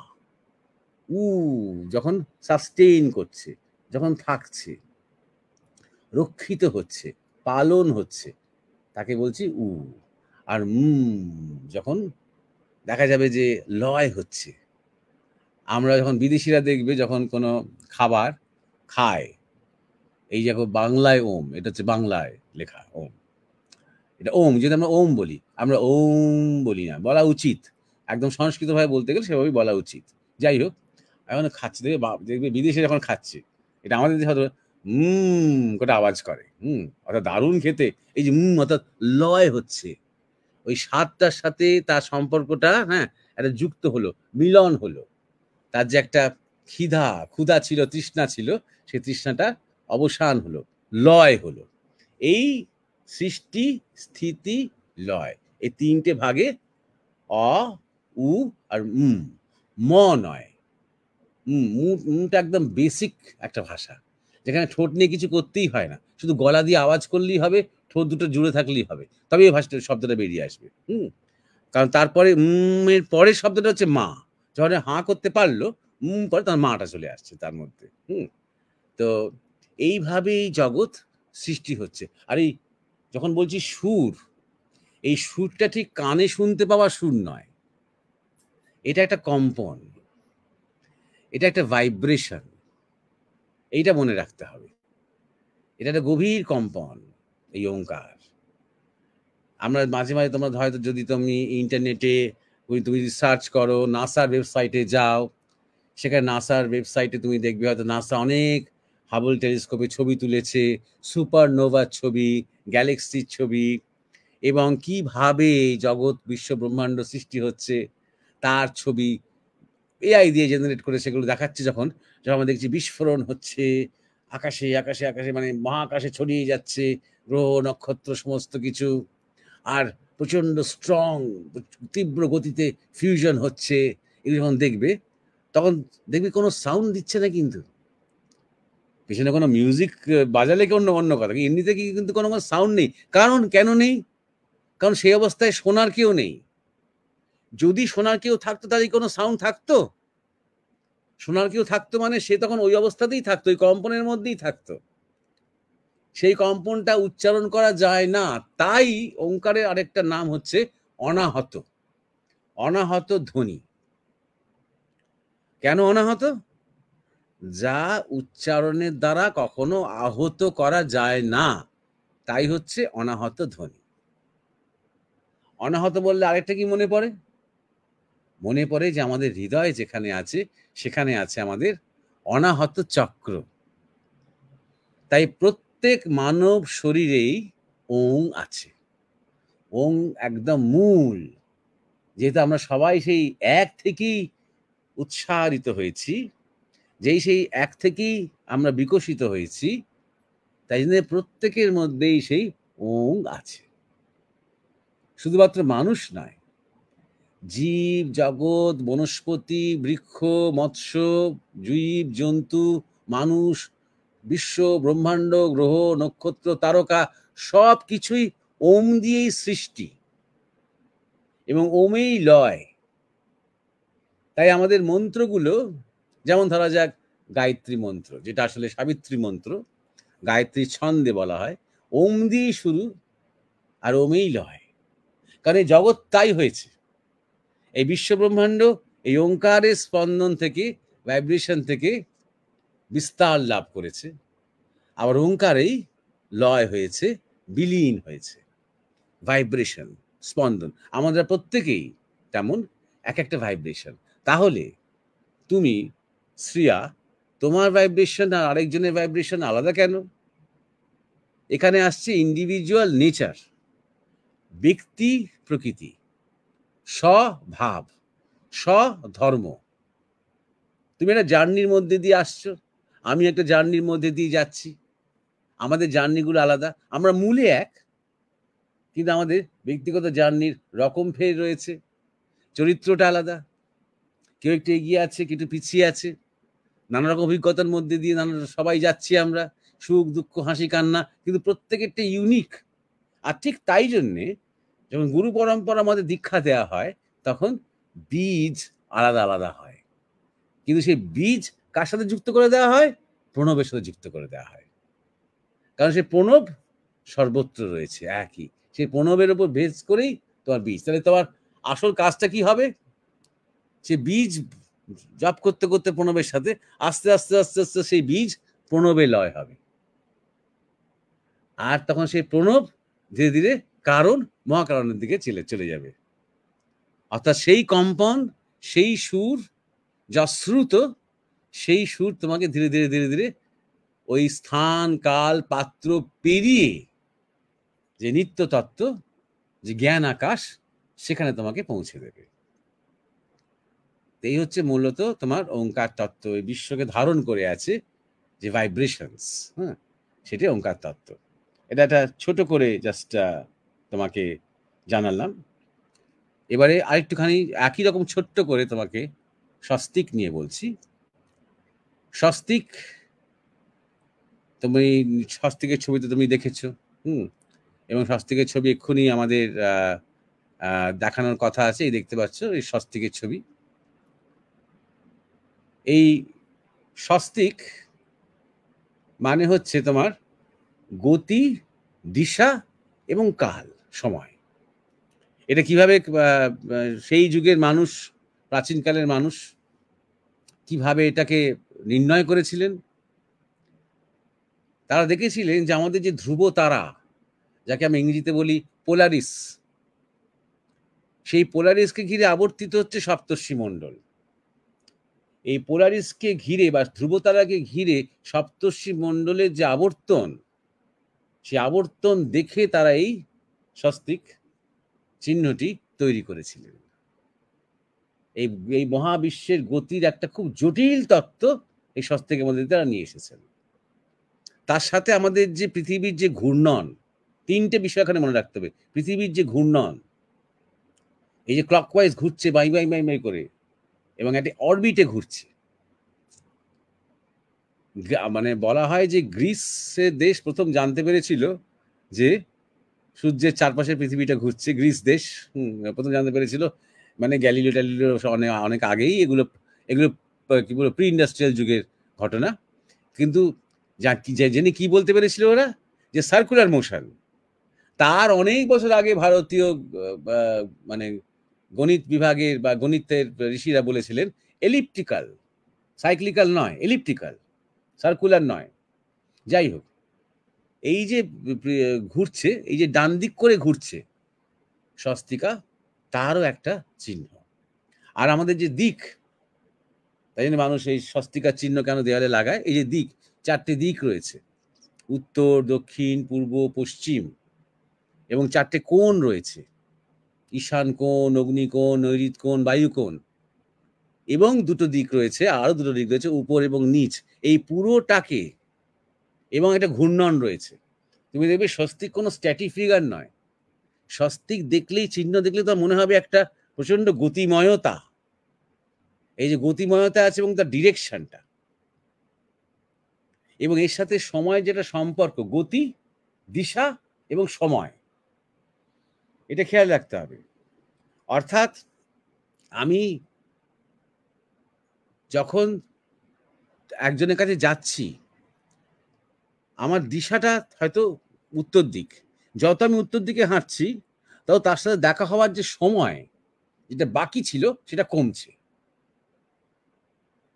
আমি যখন বলি যে ও বাবা, ওখানে তো যেতে তো প্রায় 100 কিলোমিটার, তারপরে আমরা বলি এই যদি রাস্তা ভালো থাকে তো 4 ঘন্টার রাস্তা। এই যে কিলোমিটার এবং ঘন্টাটা আমরা একসাথে বলছি।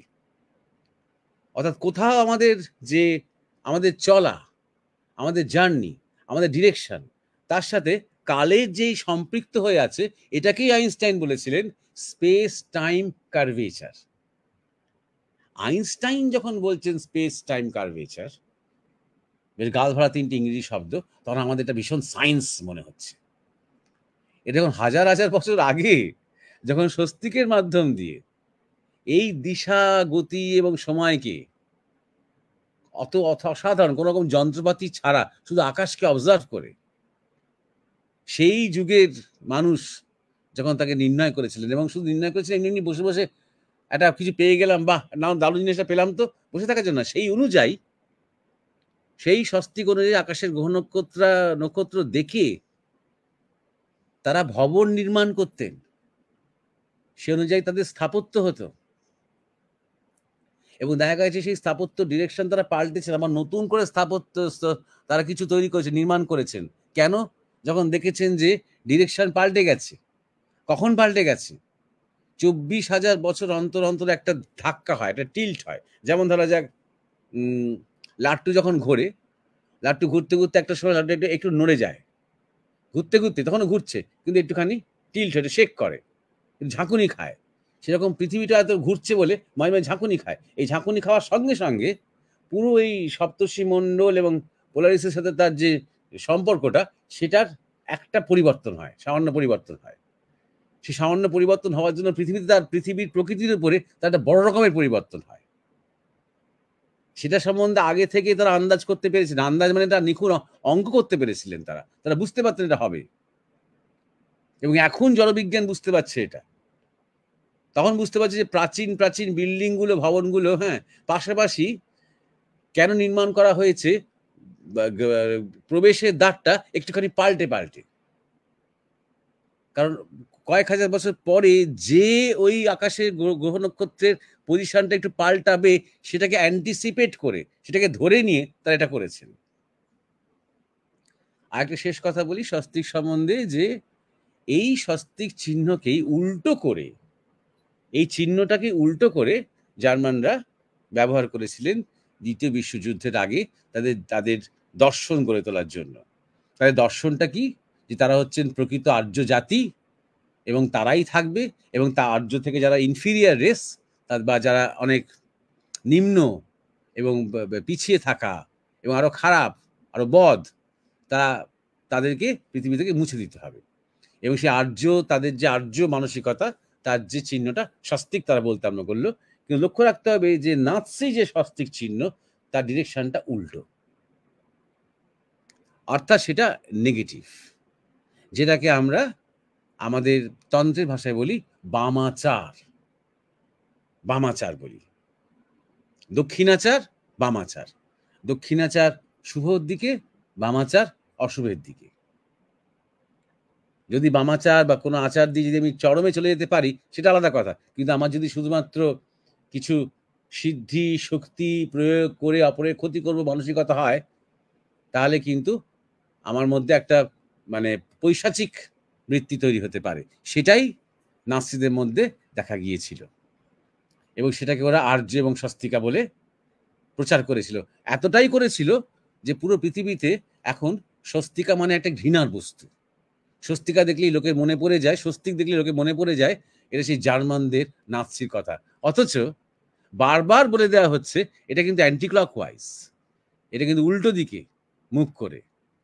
আসল স্বস্তিকা কিন্তু তোমার ডান দিকে ক্লকওয়াইজ, এটা কিন্তু পবিত্র চিহ্ন, এটা আমাদের সমস্ত যোগ্যতে লাগে, সমস্ত ঘরে ঘরে পূজিত হয়, কিন্তু কর্ণপাত করছে না। এটা আমার একটা ন্যারেটিভ তৈরি হয়ে গেছে আমাদের শরীরের মধ্যে। সব কি মনে রাখতে হবে, সবকিছুই ঘোরে, সবকিছুই ঘূর্ণনশীল, সবকিছুই গতিশীল।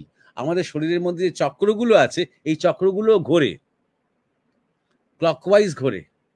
যত তুমি সাধনা করবে তত তার মানে ঘোরাটা, এই মানে ঘুরনের যে তার হারটা, এটা আরো বাড়বে। বাড়তে বাড়তে বাড়তে বাড়তে চরমে যখন যায় কোনো ঘূর্ণন, তখন সেটা স্থির মতন হয়ে যায়, আর তখনই চক্রভেদ হয়। এবার যদি কেউ নেগেটিভ সাধনা করে তখন চক্রটাকে উল্টো দিকেও ঘোরানো যায়, আর তখন এই মারণ, উচাটন, মানে বসন ইত্যাদি ইত্যাদি যেগুলো আছে, বশ করা, এই সমস্ত কিছু নেগেটিভ ট্রেডস গুলো তার মধ্যে দেখা যায়। এইভাবে স্বস্তিকাকে কতটা ভাবে হীন করার চেষ্টা হয়, এখনো হয়, এই প্রকৃত পশ্চিমী সভ্যতা, পশ্চিমী ইন্টেলেকচুয়ালদের দ্বারা, যার জন্য এটা আমি উল্লেখ করলাম। এখন যখন আমরা আগুনে আহুতি দিই, আমরা যেমন ওম সাহা বলি, তেমন ওম স্বস্তি বলি। এই স্বস্তি থেকেই স্বস্তিক চিহ্নটা এসেছে। অর্থাৎ তখনকার যুগের মানুষ বুঝতে পেরেছিলেন যে এই যে প্রচন্ড গতি, এই গতি হচ্ছে স্থিতির কারণ। এই স্থিতি বলতে তুমি আজকে নিশ্চিন্ত হয়ে বসে বসে হয়তো মোবাইলে বা ল্যাপটপে দেখছো, স্থিত হয়ে আছো তুমি, দুমদাম তোমার শরীরের মধ্যে নানা রকম বোমা টোমা পড়ছে না। আমিও স্থিত হয়ে কথা বলছি, সব মোট আপাতত স্থিত আছে এই জগৎ। আমরা জানি রাত শেষ হবে, আমরা জানি কালকে আবার পূর্ণিমা আছে, একটা স্থিতি, একটা প্রেডিক্টেবল কিছু ব্যাপার রয়েছে। এটি কেন রয়েছে? কারণ সাংঘাতিক গতি রয়েছে জগতে, এই বিশ্ব ব্রহ্মাণ্ডে সাংঘাতিক গতিতে চলছে, এমন গতিতে চলছে যে সবকিছু স্থিত রয়েছে। এটা বিষ্ণুর কাজ। তাই জন্যই ওম স্বস্তি বলছি আমরা আগুনে আহুতি দেওয়ার সময়, এবং সেই স্বস্তি থেকেই স্বস্তিক কথাটা এসেছে, এবং সেই স্বস্তি থেকেই সাস্টেনেন্স কথাটা এসেছে, সাস্টেইন কথাটা এসেছে ইংরেজিতে। এছাড়া আরো অনেক শিবলিঙ্গ, নারায়ণশিলা, মানে চিহ্নের পর চিহ্ন আছে। আজকে শুধুমাত্র এই দুটো চিহ্ন নিয়ে তুমি যেহেতু উল্লেখ করেছিলে, তাই দুটো চিহ্ন নিয়ে আজকে আলোচনা করলাম। আবার পরে এই নিয়ে আলোচনা হবে। হ্যাঁ, সুমিতাভ। অসাধারণ মীমাংসা করলেন জয়দীপ মহারাজ। আমাদের আপনার আলোচনার থেকে আমরা যা যা পেলাম তা হলো যে সমগ্র ভারতীয় ধর্মই এক চিহ্ন, এবং মহাদেবের ত্রিশূল বা নারায়ণের শঙ্খ চক্র গদা পদ্ম, এই চিহ্ন দিয়ে আমরা গভীর কোনো তত্ত্বের স্পর্শ পাই। ওঙ্কার ধ্বনিকে প্রণব ধ্বনি হিসাবে আমরা জানতে পারলাম, এবং আপনি ওঙ্কারকে ভেঙেছেন 3 ভাগে, এবং সেইটাকে আরো আমাদেরকে বুঝিয়েছেন যে অ দিয়ে ব্রহ্মা, উ দিয়ে রক্ষা হচ্ছে, এবং দিয়ে লয় হচ্ছে। এইভাবে আমরা বুঝলাম। এটি কানে শোনার কোনো সুর নয়, এবং এটি একটি বিশেষ কম্পন, এবং যা অনুচ্চারিত, যার কারণে একে অনাহত বলা হয়। এই সমগ্র বিশ্ব ব্রহ্মাণ্ড যে ওঙ্কার দিয়েই শুরু এবং ওঙ্কার দিয়েই শেষ, তা আমরা জানতে পারলাম। কেন বীজ প্রত্যেকের আলাদা হয়, যদিও বা আমাদের প্রত্যেকের মূল উৎস এক হওয়া সত্ত্বেও, সেই বিষয়ে আপনি আলোচনা করলেন এবং বললেন সেই সবাইকে একত্রিত করার জন্য প্রত্যেক বীজ মন্ত্রের সাথে ওঙ্কার ধ্বনিকে সংযোজন করা হয়। স্বস্তিক নিয়ে আলোচনা করার সময় আপনি বলেছেন পোলারিসের যে ঘূর্ণন তাই নিয়ে বলেছেন, এবং পৃথিবীর যে ঘূর্ণন যা রাইট অ্যালাইন্ড, এবং স্বস্তিক চিহ্ন আমরা যেটা দেখি সেখানেও আমরা একটা রাইট অ্যালাইন্ড মুভমেন্ট আমরা তার মধ্যে দেখতে পাই। এবং স্বস্তিক চিহ্ন যে আমাদের একটা দিক নির্ণয় করে সেই বিষয়েও আপনি বিস্তারিত আলোচনা করেছেন। এবং আমাদের মধ্যে যে একটা বিশেষ একটা ধারণা হয় যখনই কোনো একটা তত্ত্ব যা হয়তো আমাদের ভারতীয় পরম্পরাতে আমরা দীর্ঘদিন ধরে হয়তো তার সাথে আছি বা কিছু, সেইটা যখন কোনো পাশ্চাত্য কোনো দেশের কোনো সায়েন্টিস্ট যখন সেটাকে আবার বলেন, সেইটার আমাদের কাছে গ্রহণযোগ্যতা অনেক বেড়ে যায়। সেই প্রেক্ষিতে আপনি আইনস্টাইনের স্পেস টাইম কার্ভেচার নিয়ে বলেছেন, কারণ সেই একই বিষয়টা স্বস্তিকে বলা হয় এবং আইনস্টাইনের স্পেস টাইম কার্ভেচার কি করে দুটো বিষয়কে একই বিষয়ের কথা বলা হচ্ছে।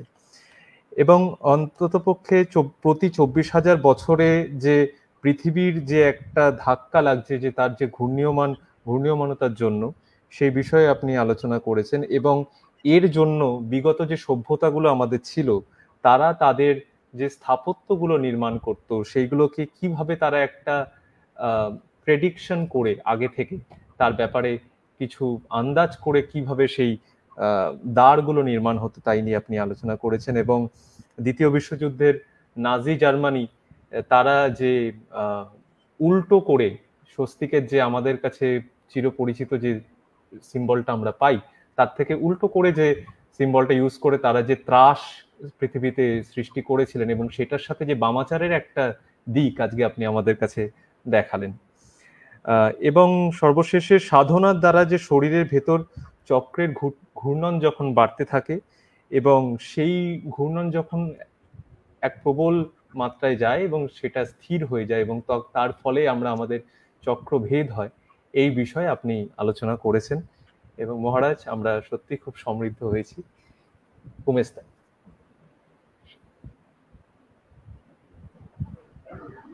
হ্যাঁ সুমিতাবু, তুমি ঠিকই বললে, অসামান্য আলোচনা হয়েছে। আজকের অনুষ্ঠান লক্ষ্য স্থির শিরোনাম, যার জিজ্ঞাসাকে কেন্দ্র করে তিনি সোমনাথ বিশ্বাস মহারাজকে লিখেছেন। প্রণাম মহারাজ, আমি নিজের লক্ষ্য ঠিক করতে পারছি না, কি করব? নিজের মনকে শান্ত করতে পারছি না, বুঝতে পারছি না, নেগেটিভ চিন্তা ভাবনা আসছে, কি করব? সোমনাথ বিশ্বাস।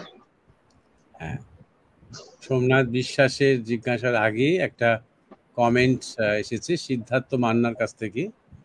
আগের আলোচনাটা কেন্দ্র করে লিখেছে যে স্থিতি আর গতি দুই আপেক্ষিক। খুব ভালো কথা, খুব ঠিকই লিখেছো তুমি। কে বলছে? যে বলছে সে গতিতে আছে না সে স্থিতিতে আছে? কারণ গতির দ্রষ্টা যদি বা হওয়া যায়, স্থিতির দ্রষ্টা, তাই না? সিদ্ধার্থ মান্না, তুমি যে বলছো যে তুমি বাইরের কিছু ফিজিক্সের কথাবার্তা রিপিট না, কচকচে রিপিট না করে নিজের মধ্যে যে গতি দেখছো, সেই গতির তুমি দেখছো কিভাবে? স্থিতি থেকে দেখছো। আবার সেই স্থিতিরও তুমি যদি দ্রষ্টা হতে পারো, তবে তুমি স্থিতিকে তুমি আপেক্ষিক বলতে পারবে, তাই না? সেইটাই, এরও একটা চিহ্ন আছে। এই চিহ্নটা ত্রিকোণের মধ্যে দিয়ে দেখানো হয়েছে, যে প্রথমে বিন্দু, বিন্দু থেকে বিসর্গ, বিন্দু থেকে বিসর্গ, অর্থাৎ এক থেকে দুই, এই দুই অবস্থায় যখন আছি তখন দ্রষ্টা ও জগৎ বা দ্রষ্টা ও ভাব দেখছি, এই দ্বৈততা রয়েছে। দ্রষ্টাটা আপাতত স্থিত কিন্তু পূর্ণ নয়, কারণ সে ভাবের দ্রষ্টা। এই দুই দ্রষ্টা এবং ভাবকে পেরিয়ে আবার যখন বিন্দুতে, সেখান থেকে দেখা নেই কিছু, সেখান থেকে সব বিলীন, বুঁদ, সেটাকে তুমি কি বলবে? সেটাও কি আপেক্ষিক? প্রশ্ন, খোঁজো। শুধুমাত্র কয়েকটা শব্দ উড়িয়ে না দিই না, খোঁজো নিজের মধ্যে, সেটাই সাধনা। হ্যাঁ, এইবারে আমাদের পরের যে জিজ্ঞাসা, সেইটাতে আসছি। যে সোমনাথ বিশ্বাস যে জিজ্ঞাসাটা করেছে, যে নিজের লক্ষ্য ঠিক করতে পারছি না, আমি কি করব? দুটো ছবি, একটা জীবনে দুটো ছবি আঁকো। একটা হচ্ছে বড় ছবিটা আঁকো, আগে বড় ছবিটা আঁকো, বা বড় ছবিটা এঁকে দেয়া হচ্ছে কন্টিনিউয়াসলি, একদম সেই বেদ উপনিষদ যুগ থেকে ঋষিরা বড় ছবিটা এঁকে দিচ্ছেন। কি সেই ছবিটা? তারা পরিষ্কার বলছেন জীবনের উদ্দেশ্য কি। সে কোনো ডাউট নেই তাদের কথার মধ্যে। জীবনের উদ্দেশ্য হচ্ছে নিজেকে জানো, আত্মানং বিদ্ধি, নিজেকে জানো। তত্ত্বমসি শ্বেতকেতু, তুমি সেই তত্ত্ব শ্বেতকেতু, জানো, জাস্ট জানো, আর কোনো কিচ্ছু কাজ নেই। না তারপরে আমার লক্ষ্য জানো, না তারপরে আমার কালকে খিদে পাই জানো, না মানে কিন্তু আমার অনেক সমস্যা তুমি জানো, না আমার আসলে মন স্থির তুমি জানো। মানে এই নানা রকমের অজুহাত হেন তেন, আর কোনো ফাঁক ফোকর দেননি ঋষিরা, নিজেকে জানো। এরপর যে ছোট ছোট ছোট ছোট ছবিটা, এখানে লক্ষ্যের কথা আসছে, এটা হচ্ছে জীবনের উদ্দেশ্য। এবং জীবনের উদ্দেশ্যটা শুধু আমার উদ্দেশ্য নয়, যারা এই সৎসঙ্গ শুনছে তাদের উদ্দেশ্য শুধু নয়, যারা সাধনার পথে যাচ্ছে শুধু তাদের উদ্দেশ্য নয়, পুরো জীব কুলের এটাই উদ্দেশ্য, জীবনের উদ্দেশ্য। ধার্মিক লোকেদের উদ্দেশ্য বলা হয়নি, আধ্যাত্মিক লোকেদের উদ্দেশ্য বলা হয়নি, যোগীদের উদ্দেশ্য বলা হয়নি, জীবনের উদ্দেশ্য। পুরো জীবনটাই একটা জার্নি, জীবন চলছে। কখনো বৃহস্পতিকে আধার করে জীবন চলছে, কখনো পশু পাখিকে আধার করে চলছে, মানুষকে আধার করে চলছে। জীবনের উদ্দেশ্য কোথায়? পূর্ণতার দিকে, জ্ঞানের দিকে, মুক্তির দিকে, জানার দিকে, নিজেকে জানার দিকে। আমি নিজের লক্ষ্য স্থির করতে পারছি না মানে কি? তোমার তো লক্ষ্য স্থির করে দেওয়া আছে, উদ্দেশ্য স্থির করে দেওয়া আছে। এটা বড় ছবিটা। আর এখানে এখানে নিরঙ্কুশ, এইটা নিয়ে কোনো ডাউট নেই, এটা নিয়ে কোনো সন্দেহ নেই। এর সাথে ছোট ছবিগুলো হচ্ছে যে আমি কিভাবে সেই জীবনের উদ্দেশ্যকে সাধন করব। আমি খুব সিম্পলিফাই করে দিচ্ছি বিষয়টা। এবং সেই সাধনা করতে গিয়ে আমার দুটো দিক, একটা হচ্ছে সাধন ধর্ম বা সাধন ভাব, এবং আরেকটা হচ্ছে আমার কর্ম। এবং একদিক দিয়ে দেখতে গেলে দুটো কিন্তু আলাদা নয়।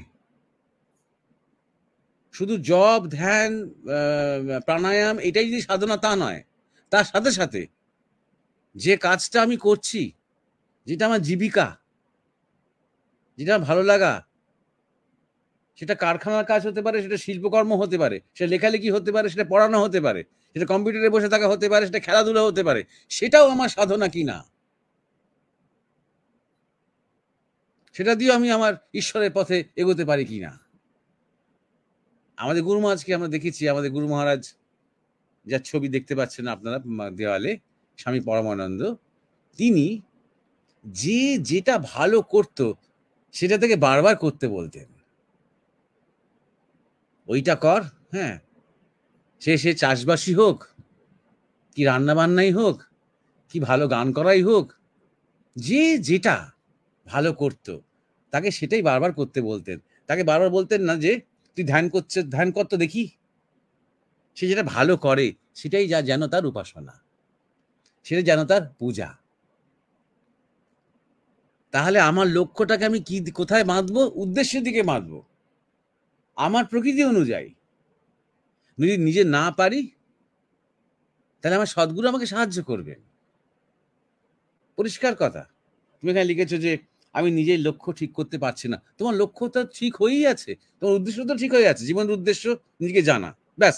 এখানে কোনো কম্প্রোমাইজ নেই। তুমি আমার কাছ থেকে অন্য কোনো কথা শুনবে না। যদি শুনতে চাও অন্য কোনো প্ল্যাটফর্মে যাও, যেখানে ওই কেরিয়ার নিয়ে অনেক কথা, অনেক কিছু বলে। এবং তারপর লক্ষ্যটাকে তুমি এবার সেই জীবনের উদ্দেশ্য যদি আমাকে পূরণ করতে হয়, সেই জীবনের উদ্দেশ্যের দিকে যদি আমাকে চলতে হয়, তাহলে আমাকে কি দেখতে হবে? আমার ভাবটা কি, আমি কোন পথে সাধন করব? তাহলে আমি ভক্তি পথের লোক, না আমি ধ্যানের লোক, না আমি জ্ঞানের লোক, না আমি সেবার লোক, না আমি কিসের, কর্মের, কিসের? 1 নম্বর, আমার স্বধর্ম সাধনাটা কোনটা? 2, আমার কর্ম কি, আমার ক্যাপাবিলিটিস কি, আমার এবিলিটি কি, আমার শিক্ষকতা যোগ্যতা কি, আমার কোনটা পছন্দ। আমি শুধুমাত্র মাইনে দেখে আর প্রেস্টিজ দেখে আমি আমার বৃত্তি খুঁজছি, না যেখানে সত্যিকার আমার প্রবণতা রয়েছে সে অনুযায়ী আমি আমার জীবনটা কাটাতে চাইছি। হয়তো পয়সা কম, কিন্তু আমার কাজের তৃপ্তি আছে, সন্তুষ্টি আছে, সেইটা খুঁজছি। নাকি লোকে বলে ভাই এটাই ভালো, লোকে বলে সরকারি, তাতে তাতে দাসত্বই করতে হলো হয়তো আমাকে। দিনের মধ্যে হয়তো 8 থেকে 10 থেকে 12 ঘন্টা আমাকে শুধু দাসত্ব করতে হচ্ছে। আমার জীবনে কোনো সুখ থাকবে না, কিন্তু লোকে খুশি হবে। এইরকম ভাবনাগুলো থাকে বলেই আমাদের লক্ষ্য স্থির হয় না। কোনো কমপ্লিকেশন রাখার দরকার নেই। জীবনের উদ্দেশ্য, আমি আবার বলছি, জীবনের উদ্দেশ্য নিজেকে জানা, সেই অনুযায়ী আমি আমার ভাব অনুযায়ী সাধনা করব, সেই অনুযায়ী মন্ত্র, সেই অনুযায়ী উপাসনা, সেই অনুযায়ী পূজা, সেই অনুযায়ী প্রাণায়াম, সেই অনুযায়ী দীক্ষা, এবং আমি আমার ভাব অনুযায়ী যা আমার সাধনার পরিপূরক, আমি এমনই কর্ম করব যা আমার শ্রেষ্ঠত্বটাকে প্রকাশ করতে সাহায্য করে। যার আমার কর্ম থাকবে না, একদিন সেটাই ভগবানের প্রসাদ হয়ে যাবে, অর্থাৎ আমার সাধনা এবং আমার কর্ম এক হয়ে যাবে। যখন আমি কর্ম করব তখনও মনে হবে আমি সাধনার মধ্যেই আছি। ধ্যান জপ যখন করব, সেই ধ্যান জপ আমাকে সেই কর্মতে শক্তি দেবে, সেটার ব্যাটারি রিচার্জ হবে। আশা করি আর কোনো কনফিউশন থাকবে না। এইবারে লক্ষ্যগুলো স্থির করে সাধনা এবং কর্ম, তারপরে তোমাকে ডিসাইড করে নিতে হবে যে কি কি আমি করব আর কি কি করব না, কি কি গ্রহণীয়, কি কি বর্জনীয়। এই গ্রহণ বর্জনের বিচারটা কে করে? বিবেক করে। আমার ভাব অনুযায়ী, আমার কর্ম অনুযায়ী আমার কি খাওয়া দাওয়া করা উচিত, আমার কেমন ধরনের জীবনযাপন হওয়া উচিত, কতক্ষণ ঘুম, কখন ওঠা, কেমন ধরনের সঙ্গ করা উচিত, কেমন ধরনের লোকেদের সাথে মেলামেশা করা উচিত, কোন কোন সঙ্গ পরিহার করব। আহার বিহার, বিহার মানে কি? আমি কোথায় যাচ্ছি, আমি কাদের সাথে মিশছি, আমার কতটা সংযম করা উচিত, আমার কতটা ব্রহ্মচর্য পালন করা উচিত। এইটা হচ্ছে নিজের লক্ষ্যটাকে স্থির করে। লক্ষ্য ব্যক্তিগত, উদ্দেশ্য সমষ্টিগত। জীবনের উদ্দেশ্য, লক্ষ্য ব্যক্তির। এই লক্ষ্য এবং উদ্দেশ্য যেদিন আমি এক করে ফেলতে পারবো, যেদিন লক্ষ্য দুটো ডানা মেলবে উদ্দেশ্যের আকাশে, ব্যাস সেদিন আমার আসল চলাটা কিন্তু শুরু হলো। আর সেরকম তার পেছনে যদি তোমার যথেষ্ট রকমের সদিচ্ছা থাকে, আন্তরিকতা থাকে, তখন আর বারবার তোমাকে লক্ষ্য স্থির করতে পারছি না, এটার হবে না, এটার হবে না। 3 নম্বর কথা হলো, তুমি দেখবে যে এই আমাদের পোস্টার যখন তৈরি হয়েছে, তখন এই প্রোগ্রামে থাম্বনেইলে আমরা একটা অর্জুনের ছবি দিয়েছি, যখন তিনি দ্রৌপদী স্বয়ংবর সভায় যখন তিনি লক্ষ্য ভেদ করছেন, তিনি নিচের দিকে তাকিয়ে আছেন, এবং নিচের দিকে তাকিয়ে আছেন বলতে তিনি জলের দিকে তাকিয়ে আছেন। সেই জলে তিনি একটা মাছ দেখতে পাচ্ছেন, যে মাছটা ঘুরছে ওপরে, একটা ব্লেডের মতো, ধরেন একটা পাখার ব্লেডের ওপরে যেন মাছটা রাখা আছে আর ঘুরছে। সেই ছায়াটা দেখে তিনি সেই মাছের চোখ বিদ্ধ করছেন। এটাকে যদি আমার জীবনে যদি আমরা নামিয়ে নিয়ে দেখি, তাহলে তুমি জীবনে যাই করো না কেন, তথাকথিত যেগুলো জাগতিক কাজ বলে মনে করো, তার মধ্যে যে আধ্যাত্মিক বস্তুটি, সেইটার দিকে দৃষ্টি রাখো, তারই লক্ষ্যভ্রষ্ট হবে না। হোক না তোমার মাথার নিচের দিকে, হোক না তুমি যে চরম, যেটাকে আমরা জাগতিকতা বলি, কি চরম তামসিকতা বলি, বা মানে চরম পতন বলছি, যেটাকে যেখান থেকে আমার তাকাতেই হচ্ছে, ধরো সেইটার মধ্যেও যে ঈশ্বরত্ব রয়েছে, কারণ ঈশ্বর কোথাও বাদ নেই, সেটার মধ্যেও যে ভগবত শক্তি রয়েছে, সেটার মধ্যেও যে কল্যাণ রয়েছে, শুভ রয়েছে, সেটার মধ্যে যে সম্ভাবনা রয়েছে, সেইটার দিকে দৃষ্টি রাখো। তাকাচ্ছ তুমি নিচের দিকে, তোমার দৃষ্টিটা ঊর্ধ্ব,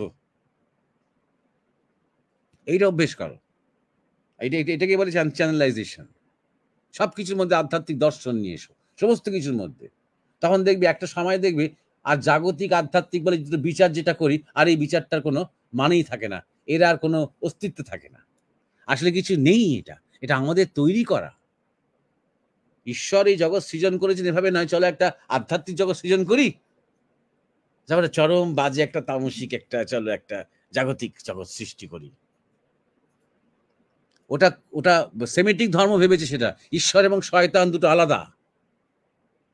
শয়তান যা কিছু বদ তৈরি করে আর ঈশ্বর যা কিছু ভালো তৈরি করে, ওরা ভেবেছে। ভারতের ভাবনা তা নয়। ভারত ভালো মন্দ, শুভ অশুভ, কল্যাণ অকল্যাণ সবকেই আপাত বলে জেনেছে। সবই সেই ঈশ্বরের ইচ্ছাতেই, ঈশ্বরেরই প্রকাশ বলে জেনেছে। ঠাকুর রামকৃষ্ণ বলছেন, আমি মাকে দেখলাম যে ওই বেশ্যারূপেও যাকে দেখলাম রাস্তায় দাঁড়িয়ে আছে, বেশ্যারূপে অপেক্ষা করছে কাস্টমারের জন্য,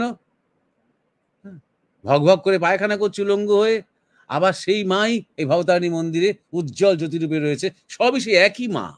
এই হচ্ছে ভারতবর্ষের চিন্তা, সেমেটিক চিন্তা নয়। সুতরাং তোমার হাতে এটা, তোমার এই গ্রহণ এবং বর্জনটা যখন তুমি করছো, সেটা খারাপ ভালো বিচার করে নয়, কোনটা তোমার পক্ষে আপাতত ভালো। আপাতত ধরো, আমি একটা উদাহরণ দিচ্ছি তোমাকে, আমি একজন ধরো সাধক ব্রহ্মচারী, আমার পক্ষে এখন মোটেও পতিতা বাড়িতে বা বেশ্যা বাড়িতে গিয়ে বসে থাকা ভালো নয়, কারণ আমি দুর্বল। তাই জন্যে কিন্তু ধরো আমি একটা সাধনায় সিদ্ধি অবস্থায় পৌঁছে গেছি, আমি স্থিতিতে পৌঁছে গেছি, সেখানে আমি যেখানেই বসে থাকি না কেন, স্বর্গেই বসে থাকি আর নরকেই বসে থাকি, কয়েদখানাতেই বসে থাকি কি পতিতা পল্লীতেই বসে থাকি, কেউ কিচ্ছু কারণ কোনো ক্ষতি হবে না আমার, বরং তাদের মঙ্গল হবে। অতএব আজকে যেটাকে তুমি ভালো খারাপ বলছো, আজকে যেটাকে তুমি গ্রহণ বর্জন বলছো, সেটা আজকের জন্য। এখন তোমার বর্তমান অবস্থায় তোমার কি কি গ্রহণীয় এবং বর্জনীয়, এখানে ভালো মন্দ বলে কিছু নেই। আরেকজনের সেটা গ্রহণীয় বর্জনীয় নাও হতে পারে। এই বিচার করে নিজের লক্ষ্য স্থির করো। শুধু খেয়াল রাখো যেন লক্ষ্য যেন উদ্দেশ্যের সেবক হয়। যখন তুমি আমি আমার লক্ষ্য এবং আমার রোজগার এবং আমার মাইনে এবং আমার প্রেস্টিজ, এইসব ভাষাটা চলে আসবে তোমার মনের মধ্যে, তখনই আর তোমার আসল যে উদ্দেশ্য, নিজেকে জানা, নিজের পূর্ণতা, নিজের বিকাশ, নিজের প্রকাশ, প্রেমিক হয়ে ওঠা, সৎ হয়ে ওঠা, জ্ঞানী হয়ে ওঠা, এটা আর হবে না। এটা খেয়াল রাখতে হবে। আর তুমি বলছো নেগেটিভ চিন্তা বারবার চলে আসে, পজিটিভ চিন্তার মানুষের ইয়ে করো, সঙ্গ করো। নেগেটিভ চিন্তা আমাদের এই জন্যই আসে কারণ আমরা নেগেটিভ চিন্তার লোকেদের সঙ্গ করি। সোশ্যাল মিডিয়া ভর্তি নেগেটিভ চিন্তা, নিউজ চ্যানেল ভর্তি নেগেটিভ চিন্তা, সব গেল গেল গেল গেল রব, সব শেষ, সব দুর্নীতিগ্রস্ত, সারাক্ষণ এইসব কথাই আমরা শুনি। তাই জন্যে আর এই নেগেটিভ চিন্তা এটা এখন খুব ফ্যাশন হয়েছে, বড্ড নেগেটিভ চিন্তা, চলো পজিটিভ চিন্তা করা যাক, ওটা জোর করে করা, নেগেটিভ চিন্তা কাটিয়ে পজিটিভ চিন্তা করা। নেগেটিভ মানে কি? আমাকে উদাহরণ দাও। এরকম ভাষা ভাষা মানে মানে কথা বললে তো হবে না। আমাকে নেগেটিভ তুমি কাকে বলো, আমি সেটাকে নিয়ে পজিটিভ করে দেবো তোমার জন্য। সুতরাং পজিটিভ করো, বিবেকানন্দ পড়ো। যদি পজিটিভ চিন্তার সম্মুখীন হতে চাও, তাহলে রোজ স্বামী বিবেকানন্দ লিটারেচার পড়ো। প্রতি মুহূর্তে তুমি পজিটিভ মানে ইনপুট পাবে। তোমার মনে হবে নেগেটিভিটির উপরে যেন বোমা মারা হচ্ছে একদম। যত নেতিবাচক নেগেটিভ ডিফিটিস্ট চিন্তা, সবসময় যেখানে আমি হেরে যাচ্ছি, আমার দ্বারা আর কিছু হলো না, আমার দ্বারা আর কিছু হবে না, এইটা হচ্ছে নেগেটিভ চিন্তা। আর বেঁচে থেকে কি লাভ, এই হচ্ছে নেগেটিভ চিন্তা। এই চিন্তার উপরে বোমা মারবে বিবেকানন্দর বাণী।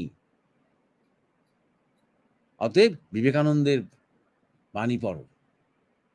সমস্ত যত মহাপুরুষ আছেন আমাদের আধুনিক জগতের, সুভাষচন্দ্র বসুর জীবনী পড়ো।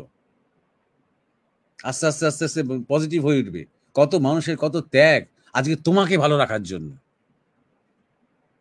তোমাকে সুস্থ রাখার জন্য, তোমার মধ্যে একটা আদর্শের জন্য, যাতে তোমার মধ্যে একটা আদর্শ তৈরি হয় তোমার আমার মধ্যে। তাই জন্যই মহাপুরুষেরা সারা জীবন উৎসর্গ করেছেন। তারাই প্যান্টানিনি শুনতে চান না যে লক্ষ্য স্থির রাখতে পারছি না, নেগেটিভ চিন্তা চলে আসছে। আজকে স্বাধীন দেশের নাগরিক হয়ে হ্যাঁ, আজকে আমাদের এই কথাগুলো আর বলা মানায় না।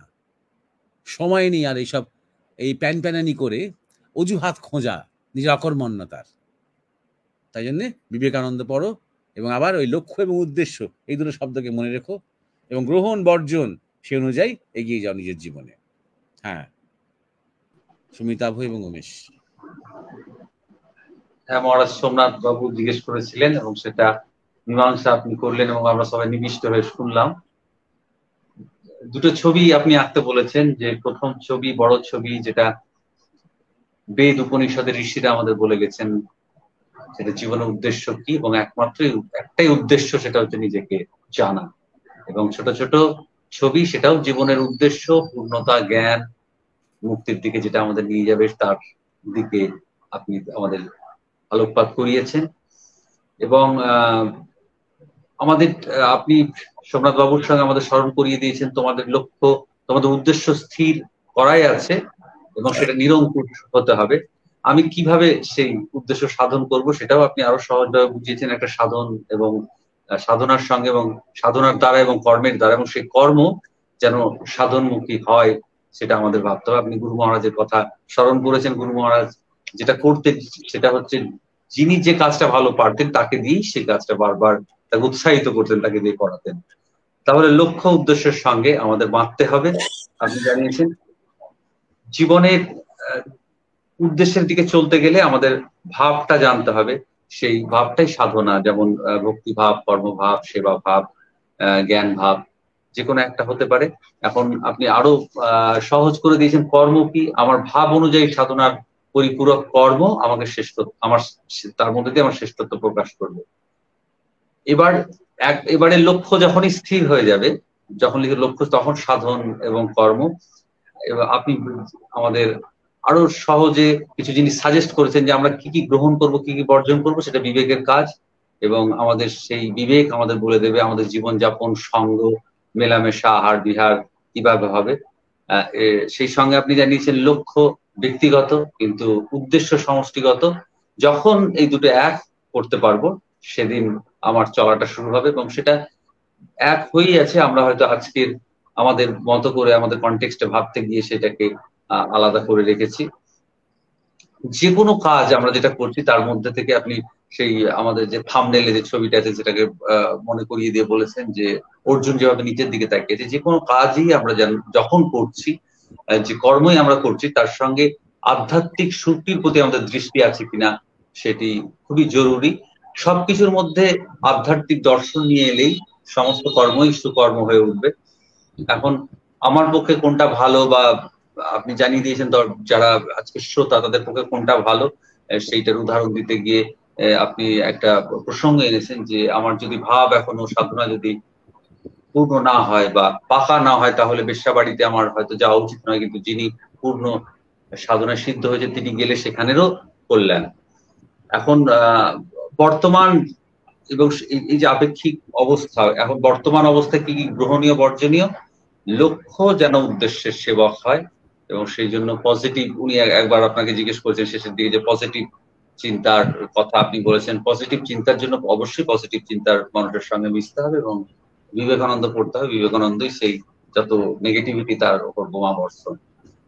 মহারাজ আপনাকে প্রণাম জানাই। আজকের যে লক্ষ্য স্থির, আজকের যে পর্ব ছিল তাতে 3 জনের জিজ্ঞাসা নিয়ে আজকে আপনি মীমাংসা করেছেন। তারা নিয়ামত, শ্রেয়া ঘোষ এবং সোমনাথ বিশ্বাস।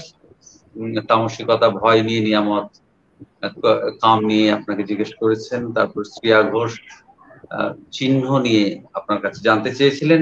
সোমনাথ বিশ্বাস লক্ষ্য নিয়ে, জীবনের লক্ষ্য উদ্দেশ্য নিয়ে জানতে চেয়েছিলেন। সবটা নিয়ে একটা পূর্ণাঙ্গ আজকের আলোচনা হয়েছে এবং আরো 2 জনের আলোচনা আজকে আমরা রাখতে পারিনি সময়াভাবে। আপনাদের আলোচনা পরে স্থান পাবে। পল্লব বিশ্বাস এবং এডিশন চৌধুরী আপনারা যুক্ত থাকবেন এবং সবাই অবশ্যই জিজ্ঞাসা পাঠাবেন।